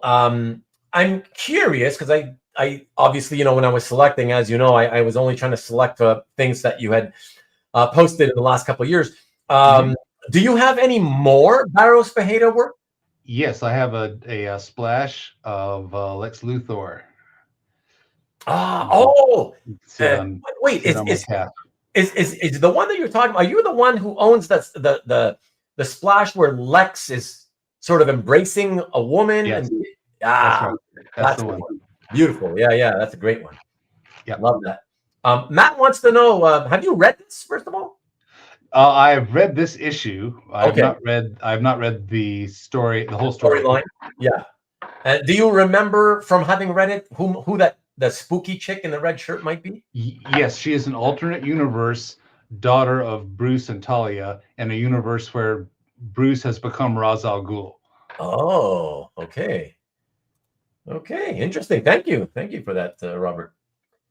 Antoine says, I'm really impressed with how the colorist worked with this art. Yeah, he did a great job. You know, it's not often that we say that on this show about the colorists, but yeah, you got to give him credit where credit's due, right? So, and what a team to see first for you, eh, Carl? You love the Barrows Barreto work. Yes, sir. Great team. Baby got back. Love the top panel. Yeah, I love the whole thing. There's so much great stuff to look at here. Another one, by the way, fellas, that if you're not really familiar with this team, you really should check this out in Robert's Gallery at full size to really, really appreciate it. I've turned a few collectors, a couple of collectors. I've turned them on to the Barrows Barreto team because I always talk about it all the time.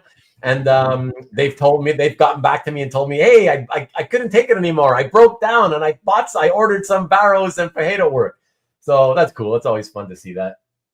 Introducing new artists, great artists to new people. And let me also mention, as I've mentioned in the past, when I've brought up Barrows' work, it's incredibly, incredibly affordable.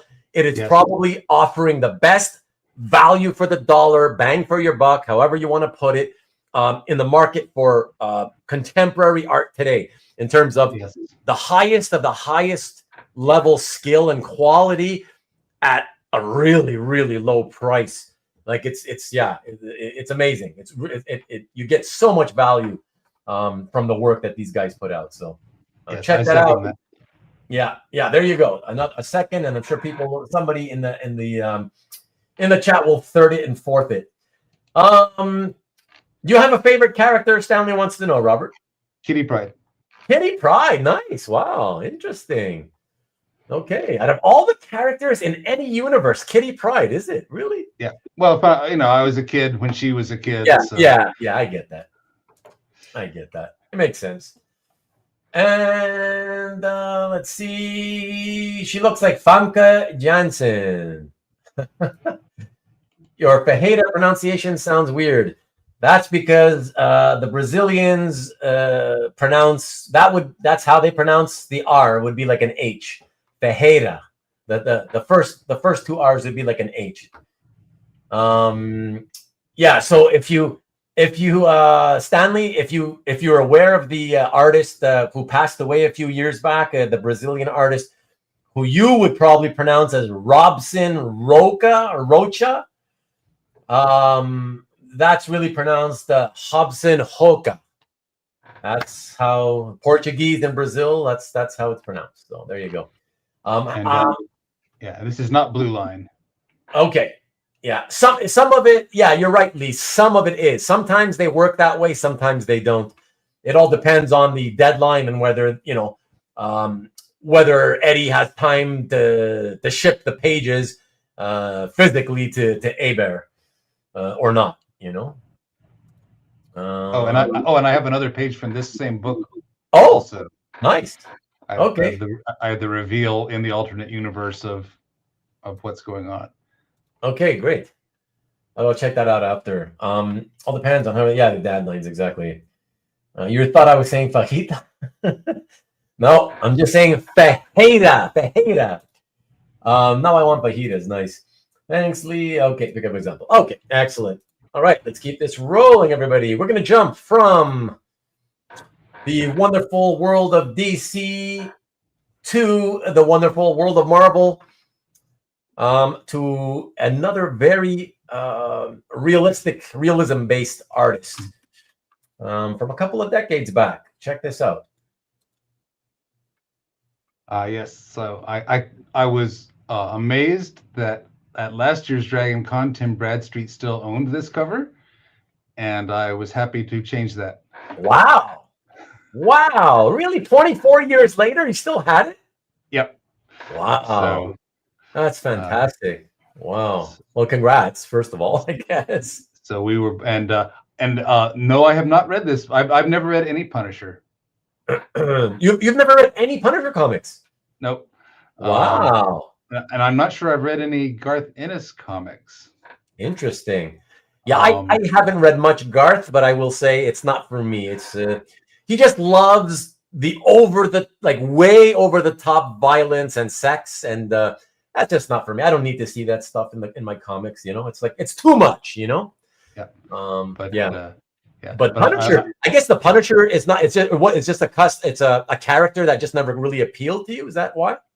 Yeah, it's well, I don't know. It's funny what slips under your radar. Like I never read Simonson Thor in the 80s. I never read Miller Daredevil in the 80s. Oh wow. Yeah. So it's just everybody has gaps, and this Punisher is definitely a gap for me that I just never really felt the need. It seemed grim and gritty isn't really my thing. Yeah. And true crime historically is not really, I guess it's not true crime, but Yeah. But this is one where I will credit Bill's Thursday night with introducing me to an artist, because Bill and Chris, especially since I'm just a few years into collecting, right. I didn't know lots of people, and Tim Bradstreet wasn't one, but they had put one of something he had done, maybe another Punisher cover up on there one time, and I was like, wow, that's really striking. And so meeting him and getting the opportunity to get one of them was great. And I love how he didn't just leave the top third of the page blank, even though it's a cover. Yes. Thank you for saying that, Robert. Thank you. I'm with you there for sure. Yeah. I love that. Yeah. Great. Well, that's it. He's the kind of artist, that just is creating the piece in service of the art itself, right? Yes. He knows the top will be covered up, but it's okay. He wants to make it a complete illustration, Yes, that's right. Yeah. And found a way to do it that there was not that it could still have a masthead on it. Yeah, exactly. No, it's perfect. It comes out perfectly. And look at that, Matt's shilling. He's using the opportunity of using my show to shill himself. He's going to let everybody know that he's going to have a great early Bradstreet piece on his Dueling Dealers episode on October 22nd in 10 days. There you go. So be sure to check that out. I'm sure Matt will come on to my show probably next week to shill his appearance on that show a little bit more. But Bradstreet did a lot of great Hellblazer covers as well. He did indeed. Yep, that's right. Although he's still mostly known for this Punisher run, I would say. He's synonymous with it. Dental plans for the skull. Give us a sneak peek of your art, Matt. Frankly speaking, this is awesome. And Ruben just earned a small commission if it sells. Nah, I don't do that. But no, this is beautiful. And you guys, I just have to ask you, because some of you guys were saying, oh, what a great series this was. And I guess you were referring to the story, not the art. So just let me know, was it really good? Like, in the sense of you feel like it was one of the best Punisher storylines ever? Or I'm curious, because by the time that series came out, I had kind of already lost my love for the Punisher. I used to really love him when he was a guest starring character in other people's comic. And then when the popularity after the miniseries, when it forced them to have to publish 2 different ongoing monthlies, I just kind of quickly got tired of him as a character, and I've never regained my love for him. So just curious if that series was, as far as stories go, is it worth reading, or only if you're a Punisher fan already? Steve says, beautiful Bradstreet has a unique method. He has also did Unknown Soldier. Interesting. Yeah, that's right. I forgot about those. Thanks, Steve. Matt says, it's the biggest omnibus I've ever owned. You mean, well, aren't all omnibus more or less kind of like 30 issues, 25 to 30 issues? You mean for this Punisher series, the Marvel Max? Lee says, very gritty. Okay. I would argue that a lot of regular Punisher comics seem to be kind of pretty gritty. One of the best Punisher stories, yes. Ennis, but it's Ennis though. Did something no one else had done before. He made a Punisher book. It was funny. I don't know if I want to see that now or read that. I was a fan of the Punisher when Zach did him. Okay. The Ennis Punisher was like 50 issues. Wow. Okay. And it continued further. Okay. Thanks, guys. All right. We are down to our about a handful more pages, guys. So it'll probably be like about a 3.5 hour show. So given how many art pieces we have, it's not bad. Robert, are you okay with the time? Awesome. Appreciate it. Thank you. And if your wife is still watching, in case she is, I thank you for allowing him to do this long. Thank you. Appreciate it. Okay, yeah, let me get to that next one. And let me see. Oh, I'm sorry. Really quick, I had to notice this, that the Thomas Jane Punisher film was based on that series. Interesting. I can't say I heard a lot of good things about that film, though. So I don't know. That's the thing. You only need to read the one story. Welcome back, Frank. It was the first 12 issues. Okay, Stingray, I may take a look if it's, because I wouldn't have the desire to do the whole series. Check my gallery on the soldiers. Okay, Robert is a real trooper. Has he taken one bathroom break? No, he hasn't. Not as far as you know. Well, he may have a catheter, but for all we know, might have to check it out. Punisher was never really one I was interested either. There you go, Carl. You're like me on that one. It's a great read. So Tom also speaks well of it. Damn, Lee, awesome. I have the flap that was supposed to be on the hardcover, and the comic was better than the film. Okay, great. All right, guys, let me jump back in here. And, we're going to go back. Speaking of guys with guns, one of my all-time favorite artists, we jumped to DC and a lot further back. Love this. Check it out. Here we go. Our Army at War 249, Russ Heath. Oh, fantastic stuff. So this was an example of getting an example from an artist that I was on my list of ones I would like. I did not really connect with my cousin's war comics, so Sergeant Rock wasn't a favorite of mine. Okay. But I came to appreciate Heath's art in particular in the last few years, and wanted to get one from him. And this came available. Actually, I purchased this from Pat Broderick at Heroes Con. Oh, interesting. Because he had brought some art from his collection that he was looking to move. Needed some money, I guess. Yeah. Yeah, and so I picked up this. As you can see, I was wondering, the figure on the second tier on the far right with the black hair looks like he was drawn to specifically be someone. Yes, that's what I was thinking. That's what I was thinking when I was making the slide. But there's no way to find out, right? That's the problem. Yeah. Tony Curtis has been suggested as a possible person who looks like that, but also young Neil Adams looks like that. Yeah. So I don't know. Let's also keep in mind that it could just have been a random person, right? Yeah, could have totally been. And as someone who works a lot with babies professionally, I thought the inappropriately tiny baby in the final panel was kind of unintentionally hilarious. Babies are not that small. And their heads are large. Oh, much so. Yeah, absolutely. So, but many people who can draw tanks cannot draw babies, strangely. I love it though, because I personally have always loved Sergeant Rock, and I've always loved and Matt Kubert would have been it was a good guess, because he's for me the number one war artist, but Heath is a close second. But I just love the fact that, war is all about death, and here we see death, right? Yes. A comic book about death, and yet there's birth. Yes. Not something you see very often, Yes. And and I won't recount the story here, but there's a story behind the name in that last panel. The Luck of Easy is a reference to, I think, an early 20th century short story that would have been well known to Heath's generation, that's unfamiliar to us today. Yes. Well said. Antoine, he typically inked himself. There you go. So yeah, nice. Yeah. I used to bring Russ grocery shopping, and he had amazing stories. Yes. We even heard our buddy Hart, who is no longer here this evening. He had to check out an hour ago, but he told us some nice Russ Heath stories a couple of years back when he made an appearance on this show.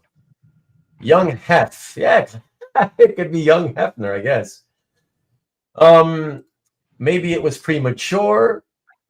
I guess anything's possible. That's a very small baby. That's a sea monkey. That's a good one. Holy cow, that is a mini baby. Yes, sir. War babies can be premature. That is true, Tom. That is true. Well, we can leave it. We can, We can leave it to our artistic indifference. I don't know. Hart used to do that too. Exactly. Pat told me when he found that page. Okay. Oh, Hart, what's that story? Yeah, I want to hear that from whoever has it to tell sometime. Sean, email him and email Robert to tell him that story, and then use it as an excuse to then segue into trying to convince him to sell you the Avengers 200 page. Sean, put the story in a comment on the page on CAF. Yeah, there you go. Robert Kanigher wrote that story. Well, yeah, pretty much. He wrote all of them back then. Yep. It looks like a Cupid doll indeed. All right. Let us go. And by the way, I guess you noticed that your wife thanked me personally, Robert. Did you notice that? Yes, I did. Yeah, she used her actual, here it is. Look at that again. She used her actual YouTube account. I love that. That's wonderful. Just like my wife, very supportive, and she stays here. For all this time stays here supporting you. That's fantastic. I love that. Yes. Yeah. Shout out to my lovely wife. Exactly. Okay. My wife just screamed from behind my closed door, like me. Yes, honey. That's why I always thank you at every show that I do. Thank you. Yes, I know. All right. Yes, what do we do here? We go back to the modern era, everyone. And we are going to see a very rare in terms of tonight's selections, commission piece. But I really, really love it. And I especially love it because this next one is done by an artist I've never heard of before. And anytime I see work by somebody I've never heard of before, and I find it's fantastic, it just makes it even more exciting, you know? So I've got this on two different slides, everybody. All right. So I will show you pencils and inks first, and then the inks with the colored version because it was colored after. Check this out. Yes. So I'm at Alexander at Lake Como. There we go. Okay. And at the time, I was playing a game called Marvel Snap, which is a digital card game you can get on your phone. And a lot of artists have been had their art used, either art that covers that were repurposed for the game or done specifically for the game. Okay. And I knew first his art because I had a card in the game of Cyclops that turned out to be a Cyclops cover he had done for some X-Men series. Yeah. And so I was able to, and he had the prelim of that cover at Lake Como. So I picked it up because I was playing the game and it was fun to have the prelim art for a card that was in the game I was playing. So then I commissioned him there to do my second favorite character is Nightcrawler. And so we agreed to do that. And so he put this together, and I was happy to, it was just going to be a pencil piece at first, but then I said, well, why don't you do an ink version also? So we did that. Yeah, it's fantastic. I'm glad you made that choice, Robert, because what impressed me the most is that when I look at in your gallery at full size, I looked at the penciled work first. I went down to the pencils and I said, oh wow, that's really nice rendering. And then I went back to the inks and I thought, my gosh, usually when you have that fine line style of rendering with a pencil, most people, they don't have the tools. Sometimes it's the tools, but sometimes they don't also have the skill to be able to ink that type of fine line rendering and still leave it looking that fine in the ink stage. Right. And he pulled it off. Like it was like, wow, guys, another piece. This is one of, like I mentioned a couple others previously this evening.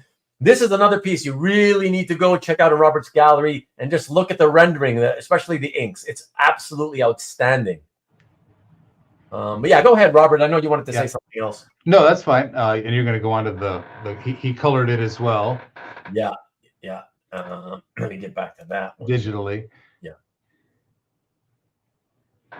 Yeah. The only thing about the color, though, is that although I do actually like the choice of pink, purple, raspberry, whatever you want to call those, The one thing I don't like is that unfortunately it hides all the beautiful rendering lines, right? The individual lines. That's true. Yeah. But as a colored illustration goes, it's beautiful. I like it. I really like it. You know. And if you read the marginal notes in early '80s X-Men, there was always, I guess, from Cockrum, an instruction that Nightcrawler's costume was supposed to always be flat black with no shine. Yeah. And so he's putting the shine on it here. It's hard because his costume's supposed to be really black, but then how do you have any detail in it? Exactly. Yeah, very well said. The colors kills all of that beautiful subtlety in the inks. Well, yes, that's exactly what I'm saying. But as an illustration, like if you as a colored illustration, if we had seen this as a pinup in a comic and we weren't into the original art, and we did, we wouldn't be thinking about the original art, you would be thinking, wow, that's a great looking pinup, Yeah, it's really nice. The color articulates the swords better, though, says Matt. So that's a nice, interesting thing to point out. And I agree with you, actually. Brings them out more. Yeah. So, yeah, fabulous stuff. Really, really great piece. Yeah. So, Robert, did you say this was from last year's Lake Como show?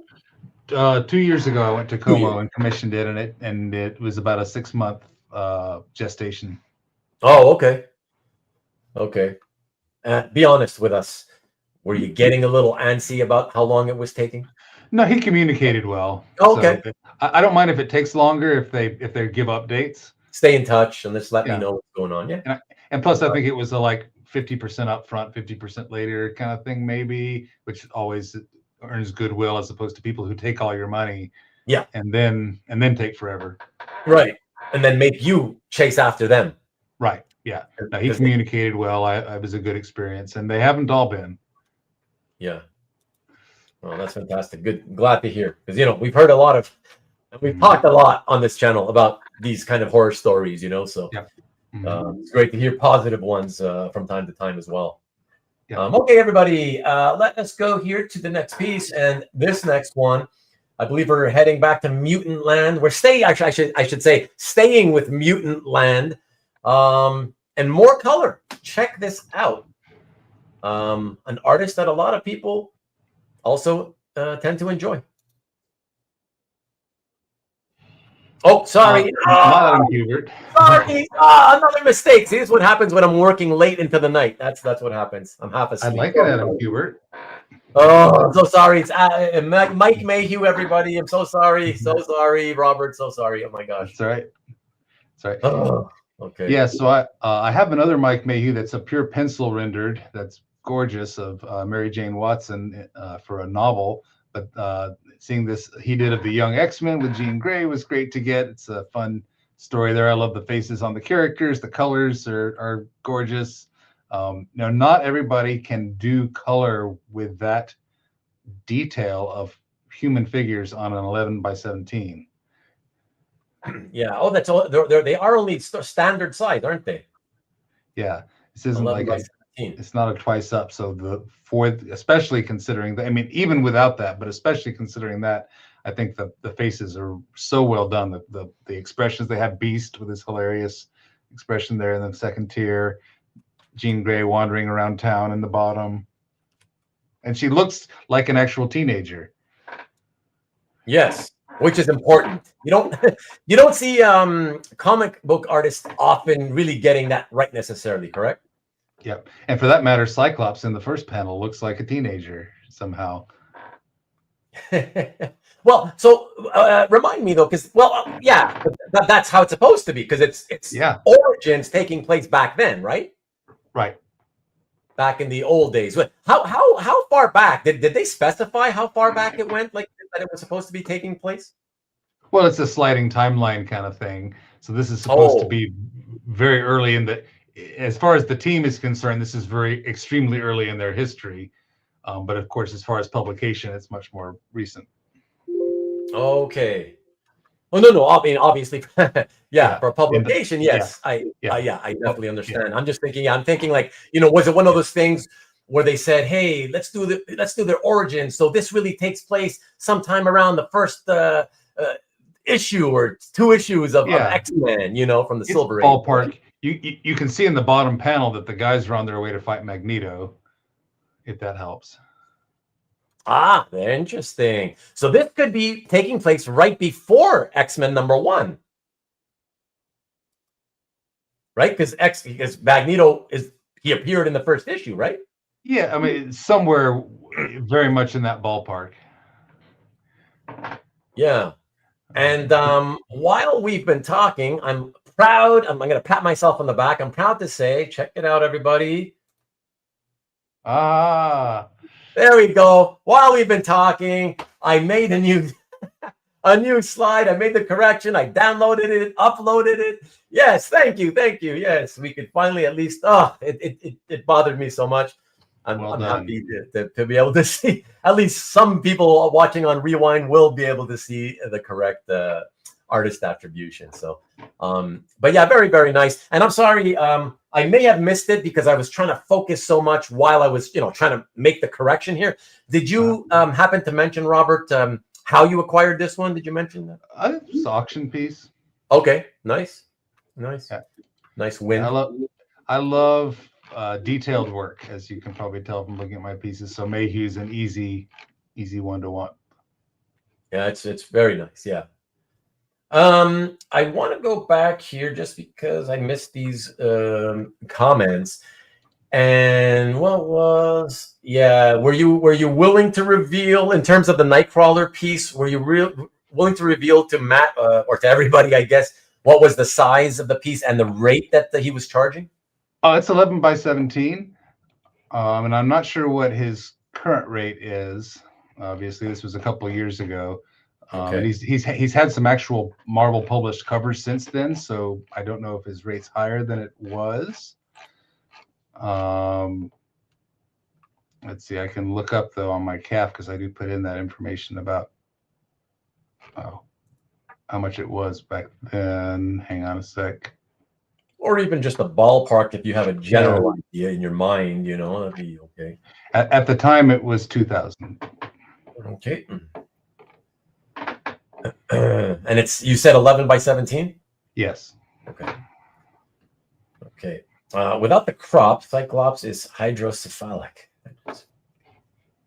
I love this composition. I think this one belonged to the Mayhew page. Iceman's poker face is stone cold. Okay, let me yes, get it back up there. And there we go. Iceman's poker face is stone cold. The vapor is his tell. I love that actually. I love how that was done. Indeed, Rick. Indeed. Not the first time I've done that though. A live correction. Not the second time, I believe. Jean Grey doesn't appear to be a member of the team, so this may predate. Yeah, I guess so. Like I say, I guess so. And like Robert had mentioned, you see Magneto coming there. So, well, you can see in the caption for the second tier that they are expecting her to be there. Oh, okay. She's playing hooky from the fight. Playing hooky from the fight. Nice. It's not the snow. Oh, that's true. That's a good point too, though, from Marcus. It's not the Snowman version of Iceman, though. So, right? So that's interesting. But that also could still be that it does take place before X-Men 1 or right around that time, and Mayhew forgot that he was originally drawn as a snowman rather than an Iceman. So who knows, right? Who knows? But Stanley says, Mayhew is quite a talent. Yes, indeed. Yes, I think the implication is Gene, right in front of Iceman is an empty seat. You can see the seat belt. So I don't know how they would have got on and took off without noticing she was up there, but whatever. Right. I guess it's leave it up to the reader to determine for themselves, And Matt said that it would be interesting to see the Snowman Iceman become more refined over time. You want to see that now? Is that what you're saying? I didn't know Kubert had a Mayhew phase. Indeed he did. All right. Last three, everyone. Last three. And third to last one coming up here. I believe we're sticking with Mutants. I can't see it very clearly. It's too small for me, but I believe we're sticking with Mutants one final time. Let us check that out. Oh, yes, we are. Let's check this out. Here we go. Yes. This was another auction get. And again, 94, I didn't know anything about 90s comics. I didn't know who Andy and Adam were because they came on the scene after I read. So this was part of my catch up, learning about them and their importance in the field at that time. And I didn't know who Cable was. I had to learn about who that was. Yeah, you'd missed a lot, Robert. You had missed a lot. I missed, and just the Wolverine's outrageous hair in this period is just it's outrageous. Delightful. That's what it is. Delightful. It is, 4 times longer than his cowl will actually hold. And yeah, exactly. But I like this also because it had the whole family there. We got both parents and their baby boy all grown up. Yeah, that's cool. And then plus the Phalanx Covenant story, I think, was a well-received story. So seeing some of that at the bottom. Yeah. Yeah. And I found out after I got it from Adam himself that he inked this as well as penciled. Yes. I noticed that. I noticed that in your write-up, in the description, which is why I knew only to put Adam's name as in the credits. Yeah. So that's really cool. Yeah, that's always a fun little thing to have happen, right? When it comes from a book. A page comes from a book that had inkers or an inker or multiple, but then you receive the original and you see on the back there's some or either the artist tells you or whatever, you find that oh no, this one I had to ink myself, because of the deadline or whatever. Yep. Yeah, that's really cool. That's really cool. So I like that second panel, the sort of silhouetted chiaroscuro there. Oh yeah, absolutely. Actually, that's that was my favorite panel, to be honest. Yeah, I love that. Yeah, and I was gonna make the point too, but Matt made it for me. Final pages of a story are also a good niche for collecting as well. Just like some people love, first pages of the story. There are indeed collectors who like to get the last page of stories. So climactic. Yeah, exactly. So very, very fun. Shaggy Wong, good evening to you. It's been a little while since we've seen you. Not that super long, but a little while. Good to see you. And unfortunately, you've come in so late. We've only got a couple of pieces left to go. But lovely to see you either way. All right, guys. The penultimate piece here coming up. Let me see what yes. What do we got? Yes. Okay, so it's funny because I got to tell you, Robert, this next piece I'm gonna show everybody. I love it. I'll tell you first of all, I love it. Okay, the figure work is so well done, and I love this artist. This artist, to me, another romantic stylist in that same vein as he's kind of like he was kind of like, in my eyes, the new P. Craig Russell when he came into the industry. Okay. And I love this. And the one thing about this that makes it more interesting, that I'm going to show it now, what makes it more interesting is that if Suzanne is still watching, it'll make it more interesting, because I was going to ask you, I had intended to ask you about this in reference of what your wife thinks about whether you owning this piece. So let's all take a look at it and admire it and talk about it first, and then you can tell us about all that stuff. Here we go. Okay. So again, the opportunity to get a Fables page, and what a page it is. And I love detailed art.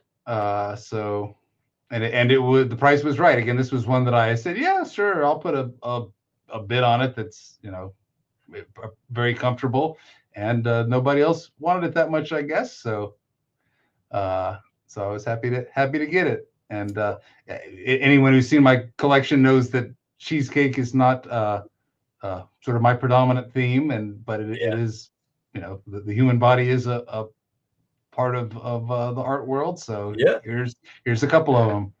Yeah, no, it's fantastic. I love it. Like, this is something that I don't know. I don't know what auction it was, but I think if I saw this and I felt it was going cheap, it's something I probably would have also put a bid on. But yeah, I don't remember seeing this other than in your gallery. So it's a good story. And Anthony has had earlier this year, I think, another page from this sequence, and this is and this is actually Bigby turning down this this proposition because he's a married man. Yes, he's turning down the temptress. Yes. Yes. And do we remember who the temptress is? Her name is Oda, and he happens upon a town full of werewolves who are living off the grid, and they recognize him as a powerful werewolf and want to add his genes to their stagnant gene pool. Okay, interesting. So that's the scene here, and he declines very politely but firmly on the next couple pages. Okay. Would you say, having seen the sequence, would you say that you got the best page of the sequence, the nicest looking page of the sequence? I would. I can't visualize the other pages well enough to comment, but they were good. I mean, the whole book is very well done. It's the whole thing is terrific. Okay. No, we know it's not Snow White, Matt. We know. Thanks, but no thanks. Yes, the figure seems kind of stiff. Nice double entendre there, Marcus. I love it. That's funny. She's definitely giving him a handy. Oh boy, or attempting to. B&G Steve says the human body is part of the art world. What a succinct summary. Indeed. It's factual, that's for sure. Hey, Southern Comic Geek. There's another fellow Southerner. Actually, you guys might even live near each other. Let's see. Where were you again from, Jason? Remind us where you're living. Are you in Mississippi? I can't remember. I don't think it's Tennessee, though, right? Let us know. But a good Southern collector. And his driver's license isn't marked donor. Yeah. Oh, okay. Yeah, there we go. Yeah, Mississippi. Thank you, my friend. Thank you. Appreciate it. Good to see you. Good evening to you. You're very late, of course. We're closing up the show here.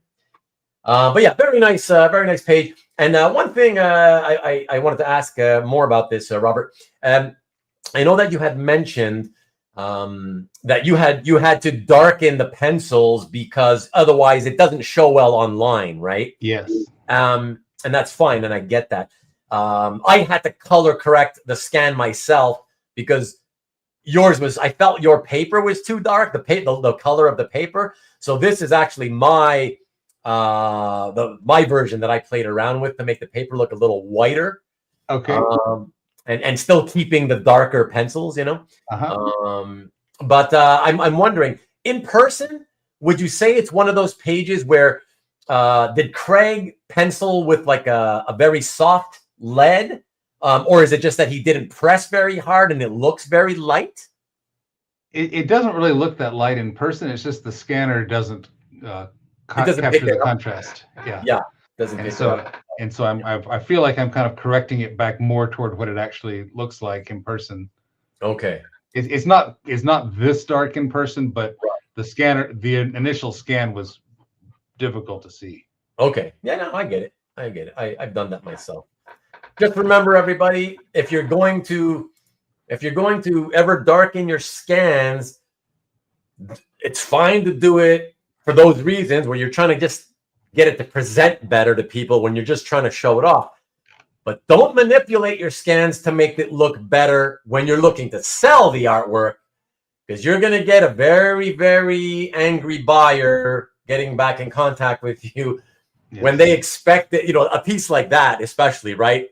You don't want to get that and see it's like kind of really light looking and it's not as dark as it looked online, because when you see that, you're thinking, oh, wow, that looks great. And you get it in person, you want it to be as dark as you saw it online, Yeah. No, it looks like a typical pencil page. Okay. Fair enough. Okay. All right, everybody. We are here at the last final piece of the evening in tonight's show and tell. And for that, I went with this one because it just, out of everything, it's not my necessarily favorite of the evening. It was one of the ones that hit me the hardest as I was scanning through Robert's collection. Stood out, the contrast with the blacks, the whites, and I do like realism-based artists and artist styles, so that's also why. Just thought it was a fun one. So here we go. Check this out. Yes, love Miko. Love it. Yeah, it's a good story for Yeah. DC's Black Label. Okay. Taking the Joker and Harley totally seriously. He's simply a serial killer with no gimmicks. She's simply a police detective who is not a zany love interest for him. But I was just totally blown away with his realism. Just I guess some people might ask, if you want realism, why not just a photograph? But I just love an artist that can do this, and especially on the sequential scale of a comic book. No, I agree with you, and I disagree with the people that make that precise type of a comment, because I respect that if somebody doesn't really like realism, and listen, I've had plenty of people in the chat in the past say that I don't really like realistic art styles that much.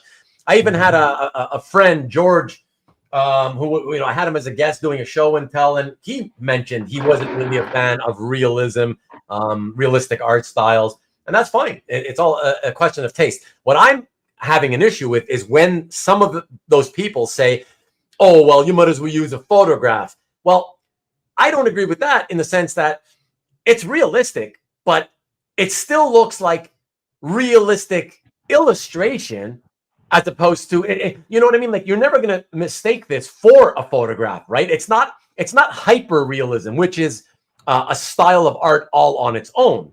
Hyper realism, where they want to fool you into thinking you're looking at a photograph and it's actually artwork, So to me, I love it. I can tell immediately that it's not a photo, that it's, actually pen and ink and smudging and who knows what else he did. But yeah, I love it. I love it. So to me, this is beautiful, and I'm happy to showcase it for you, Robert. Yeah. Now one thing about this is that you can see, and it's been commented on, the face on Joker is substantially different in the published version. Yes. You can see the shadows. It seems like it has substantial digital work done on it afterward. That's right. And the other thing, of course, the original black and white art did not have any red or green color on it. The only colors in the book are the black and white, but also red and green for Joker. And when I bought the page from Miko, it did not have the red smile on Joker, and it just didn't look right. Yeah. And I asked him, and this is controversial, I know. I asked him to add a red smile to Joker, which he did on the spot. Okay. And so the red doesn't look the same either. Yeah. But the face doesn't look the same anyway, because that's right. How much it was changed. So I didn't mind that so much, but without the red Joker smile, it just didn't look Jokery enough. Yeah. For that's right. Book called Joker Harley. No, that's right. You can tell immediately what happened, right? He turned in the page. The editor looks at the Joker, and immediately you got to be thinking, wow, the photo reference that you selected for this is of a really handsome, symmetrically faced model, which is fine, right? But he looks too handsome and model-like, and so that's the thing. He doesn't look like Joker. It looks like a really handsome young model that ended up putting some kind of lipstick on him to try to look like he's Joker-ish, right? So you could be excused for thinking, hey, if without reading it, if you're just flipping through the story, you could be excused for thinking, oh, this might be Joker's minion or something, right? Like Joker has a bunch of minions that go around putting makeup on their face to kind of look like they're Joker's henchmen or something, right? So it made sense that they had to say, listen, let's make some changes, digitally or whatever, and make it look a little tougher, rougher, mean, so that makes total sense. Makes absolutely total sense. Go ahead. These also fell into the category of shockingly affordable. Oh, really? Yeah. Really? Yeah. Like, okay, interesting. I mean, I guess it's all context though, because what you may find shockingly affordable, people might say, well, I don't know if that's affordable, but you can afford it. You know what I mean? So sure. But how long ago did you get this one, Robert? Let's see. Let me look and see.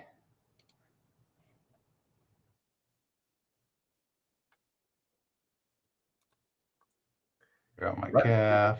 Right on, JC. I appreciate that comment. I get what you mean for sure. Pull it up. The book came out in 2019, and I got it at Orlando Art Expo 2024. Oh, interesting. And these pages are larger than 11 by 17, so it's not easy for him to transport them. So he often doesn't bring it to shows. But I had previously purchased 2 pages by him from the Philippines that were a pain in the neck to pack and ship. And so I had contacted him and asked him that since he was coming to OAX, could he specifically bring more pages from the book? So he did for me, and because he doesn't normally bring them because the size is a nuisance. I get it. And sorry, did you mention the size of what this was? It's only a little bit bigger than 11 by 17, so it's not huge. But it was bigger than the portfolio he was bringing everything else in. Oh yeah, gotcha. Yeah, it just doesn't fit. Right. Yeah, makes sense. And you know what? I got to say, furthering your point about shockingly affordable, it could be that because I've seen this happen before, where an artist has slightly larger than usual pages, and because of the pain it is for them to transport to conventions, because it won't fit in their usual portfolios that they normally want to carry to the convention, they will often decide to sort of price those pages cheaper, because in their head they're thinking, I just want to get rid of this because these pages are such a pain to transport all the time, right? And they figure that, okay, if I price them lower, I can maybe hopefully move them faster and finally get rid of them, so I don't have to deal with them ever again, kind of thing, Right. So it may be that he priced them lower for that reason. I'm not saying he did, but that could be a reason why you feel that you got him, shockingly cheap. So I don't want to ask you obviously about the price on your particular page, but first of all, did he have other pages from that book, or was it just that he brought this one for you? He brought stacks of pages. He brought a whole stack. There were dozens. Okay. And from what you remember, can you tell us what maybe the sort of range that he was asking for them? This one I don't mind saying. I bought this for $300. You're so right. You're so right, Robert. Shockingly cheap. Shockingly affordable. Wow.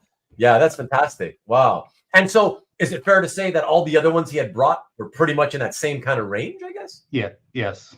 Wow. Now, I don't know if they are now, but no, obviously, but still, yeah. Wow, that's fantastic. Oh, good on you. Congratulations, man. Yeah, no, that's wow, bargain. That's bargain, yeah. Bargain for me, if that's in my opinion, that's for sure. On the road, artists will take less to pay for to pay for travel expenses. That's another thing that's possible. Yeah. Is that why all DC art is cheaper? No, that's not the reason why it's cheaper. DC art is cheaper, Lee, because it's not as popular. He needs to bring those pages again. He did it for Robert. If you reach out to him and tell him, hey, I'd like to look at those pages, he'll probably bring some for you. Why not? Give it a shot, And see, look what Matt says. I have thought $900, and in my head, I was kind of thinking $750 to $1,000 in my head. So definitely. 3 other pages from the book. I would have to grab a few at that kind of price point. There you go. Another guy. And I did. Oh, did you? Yeah, I have 4 total. Oh, nice. Okay. Most modern art is shockingly affordable. I don't know. Most of it is. I mean, I feel like a lot of contemporary art is also kind of expensive. But I agree, Stanley. There's a lot of artists, if people look enough, a lot of artists are still affordable, and especially compared to the vintage art. So But fantastic. That was the final piece, as I said, everybody, tonight's show and tell. Number 80, by the way, only 20 away from number 100. Of course, at my page, at my pace of only, once every 9 or 10 weeks, it'll still take a few years before we get to number 100. But Robert, I want to thank you once again, my friend. Thank you so much. I had a great time. I hope you enjoyed it. Yeah, well, I have two thanks. One is to you, Ruben. You're good host, and appreciate you doing this for the community. It's a lot of fun to watch your show and now to be on it. And I also want to thank the people who like and comment when I post. I do put some work into making it happen, and it's nice to kind of feel like you get some feedback for throwing it out into the internet ether. There you go. Thank you so much. That's very nice of you to say. I appreciate that. Yeah, like I was telling these gentlemen in the chat room, I want to kind of I'd love to do more show and tells, but so far I've avoided. It's been like three and a quarter years I've been doing this every week, and I mean, not show and tell obviously, but different types of shows. And the thing is that I feel like I've gotten to that point where I've gone through the gamut of collectors who are social online, and those are the ones who I've reached out to do this. For the most part, and that's the only reason it's I do them fewer and fewer. It's just getting harder to kind of feel like I've run out of people, and in the last year, it's when I do make effort to ask people and invite them. Most of the time, it's oh no thanks, or oh I don't have time on a Sunday night, or whatever. And sometimes more and more, I'm getting people who say yes. They lead me on. We have a nice back and forth conversation for a while, and then they completely ghost me, and they never, you know what I mean? They just disappear, and I don't feel like I should have to reach out to you and say like, okay, it's been a month. Are you still interested in doing? Clearly, you're not interested. You know what I mean? I think some people have trouble saying no, and they feel they have to say yes, and maybe sometimes they say yes even though they didn't really want to say it. Whatever. So that's why. So it makes it hard to do these shows, the show and tells anymore. So that's why when I do get somebody willing to, it's exciting. I'm very thrilled, and I'm very more than ever appreciative of people who say yes. So again, thank you, really. My pleasure. And if anybody's going to OAX and there's anything particular you want me to bring as I'm putting together my portfolios, let me know. There you go, guys. Reach out. Great show and tell, Robert. Let me see the last couple of comments from everybody. Thank you, Matt. Thanks for being you stuck around so long, Matt. Thank you for being so active with us tonight. Dampyr forever, says Marcus. Nice collection, Robert. Thanks for sharing, and thanks again, Ruben. You're very welcome, Lee. Thank you. The show peaked when I was on Stingray. Marcus live show next Sunday. Marcus never show on any Sunday. Jump to Stingray, you should say. That's right. It's funny. Do an Ulan show. You'll just have to revisit the guys who well, that's what I was saying last week, is I might have to start sort of going back and getting all of you guys back on again for the second time. I might. I don't know. I'm trying to avoid repeat collectors, as much as I can. We'll see. Inevitably, that probably will happen. Thank you, Mickey. Nice to see you again, Robert, says Mickey. There you go. Appreciate it, my friend. Thanks, Robert and Ruben. Good night to all. Thank you, JC. Appreciate you. Thank you as always, Rick. Always love having you here. Thank you so much. The Loner Ranger. Oh my gosh, look at you. 4:45 in the morning. Thank you, Ruben, Robert. Very nice look at your collection. Good night. Thank you for sharing, Robert. We'll go back and check out the first few hours. Oh, thank you, Carl. I appreciate that. Is next week a Matt Schill show? No, he'll probably come on to shill his appearance on Comic Art Live, though. Lee Harmon, great show, guys. Thank you, Lee. Appreciate. Great to see you again. Thank you, Robert and Ruben. Nice pieces. Thank you, Steve. Appreciate you. Cheers to you, Antoine. Caught beginning and the ending. I'm sure the middle was great. You'll have to take our word for it, John. It was great. Fun show. Thanks. Always glad to have you here, Tom. Thank you. Shaheen. I need to get Shaheen. Who's Shaheen? Thanks, Rob. It's Robert. As far as I know, I never go with the nicknames unless they tell me I should go with the nicknames. But thank you, Michael. I appreciate that. Thank you. And Stanley says, I want Ruben interviewed. Ruben interviewed show. I don't know if somebody ever wants to do it. They can do it if they want to. I don't know how interesting it is. You know everything about me just from having watched my shows all these last 3 years. So, guys, next week, don't forget to check out on Friday and Nikki B. And on Sunday, I'll be back as usual, of course. But once again, after this wonderful once every 9 week show and tell, I'm back to, as usual, not having a plan for next week. If any of you know of any collectors who would like to maybe do a show and tell, reach out to them and ask them, hey, hey, listen, this guy wants to do more show and tells. You should probably do one. It's fun, blah, blah, blah, whatever. Spread the word or something. Just maybe help me try to find more new people. That'd be great. If anybody watching and silently who hasn't spoken up in the chat, but you're watching and hearing me say this, if you want to ever do this with me, please reach out. I would love to do it with you. You just have to you don't have to think, that your collection is not good enough. And believe me, a lot of people tell me that, oh, I don't know if anybody cares about my art. That's not what this is about. This is about you being passionate and loving your own artwork. And as long as you love your own artwork and you want to talk about it, then I want you to be here with me talking to everybody else about it. That's what makes it fun. So please consider it. That's all I can say about that. And last word to Marcus. Where does the name? See you later. All right, guys. So I have no, since there's no show planned for next week, I have no thumbnail to show you. So we're going to just leave you out our beautiful faces, or at least Robert's beautiful face and my ugly one. And we will leave you here. Robert, stick with me just for a minute, will you? Appreciate it. Thank you. Thanks, everybody. Thanks again. Have a great week. Be safe out there. And we will talk to you again next week. As always, go blue.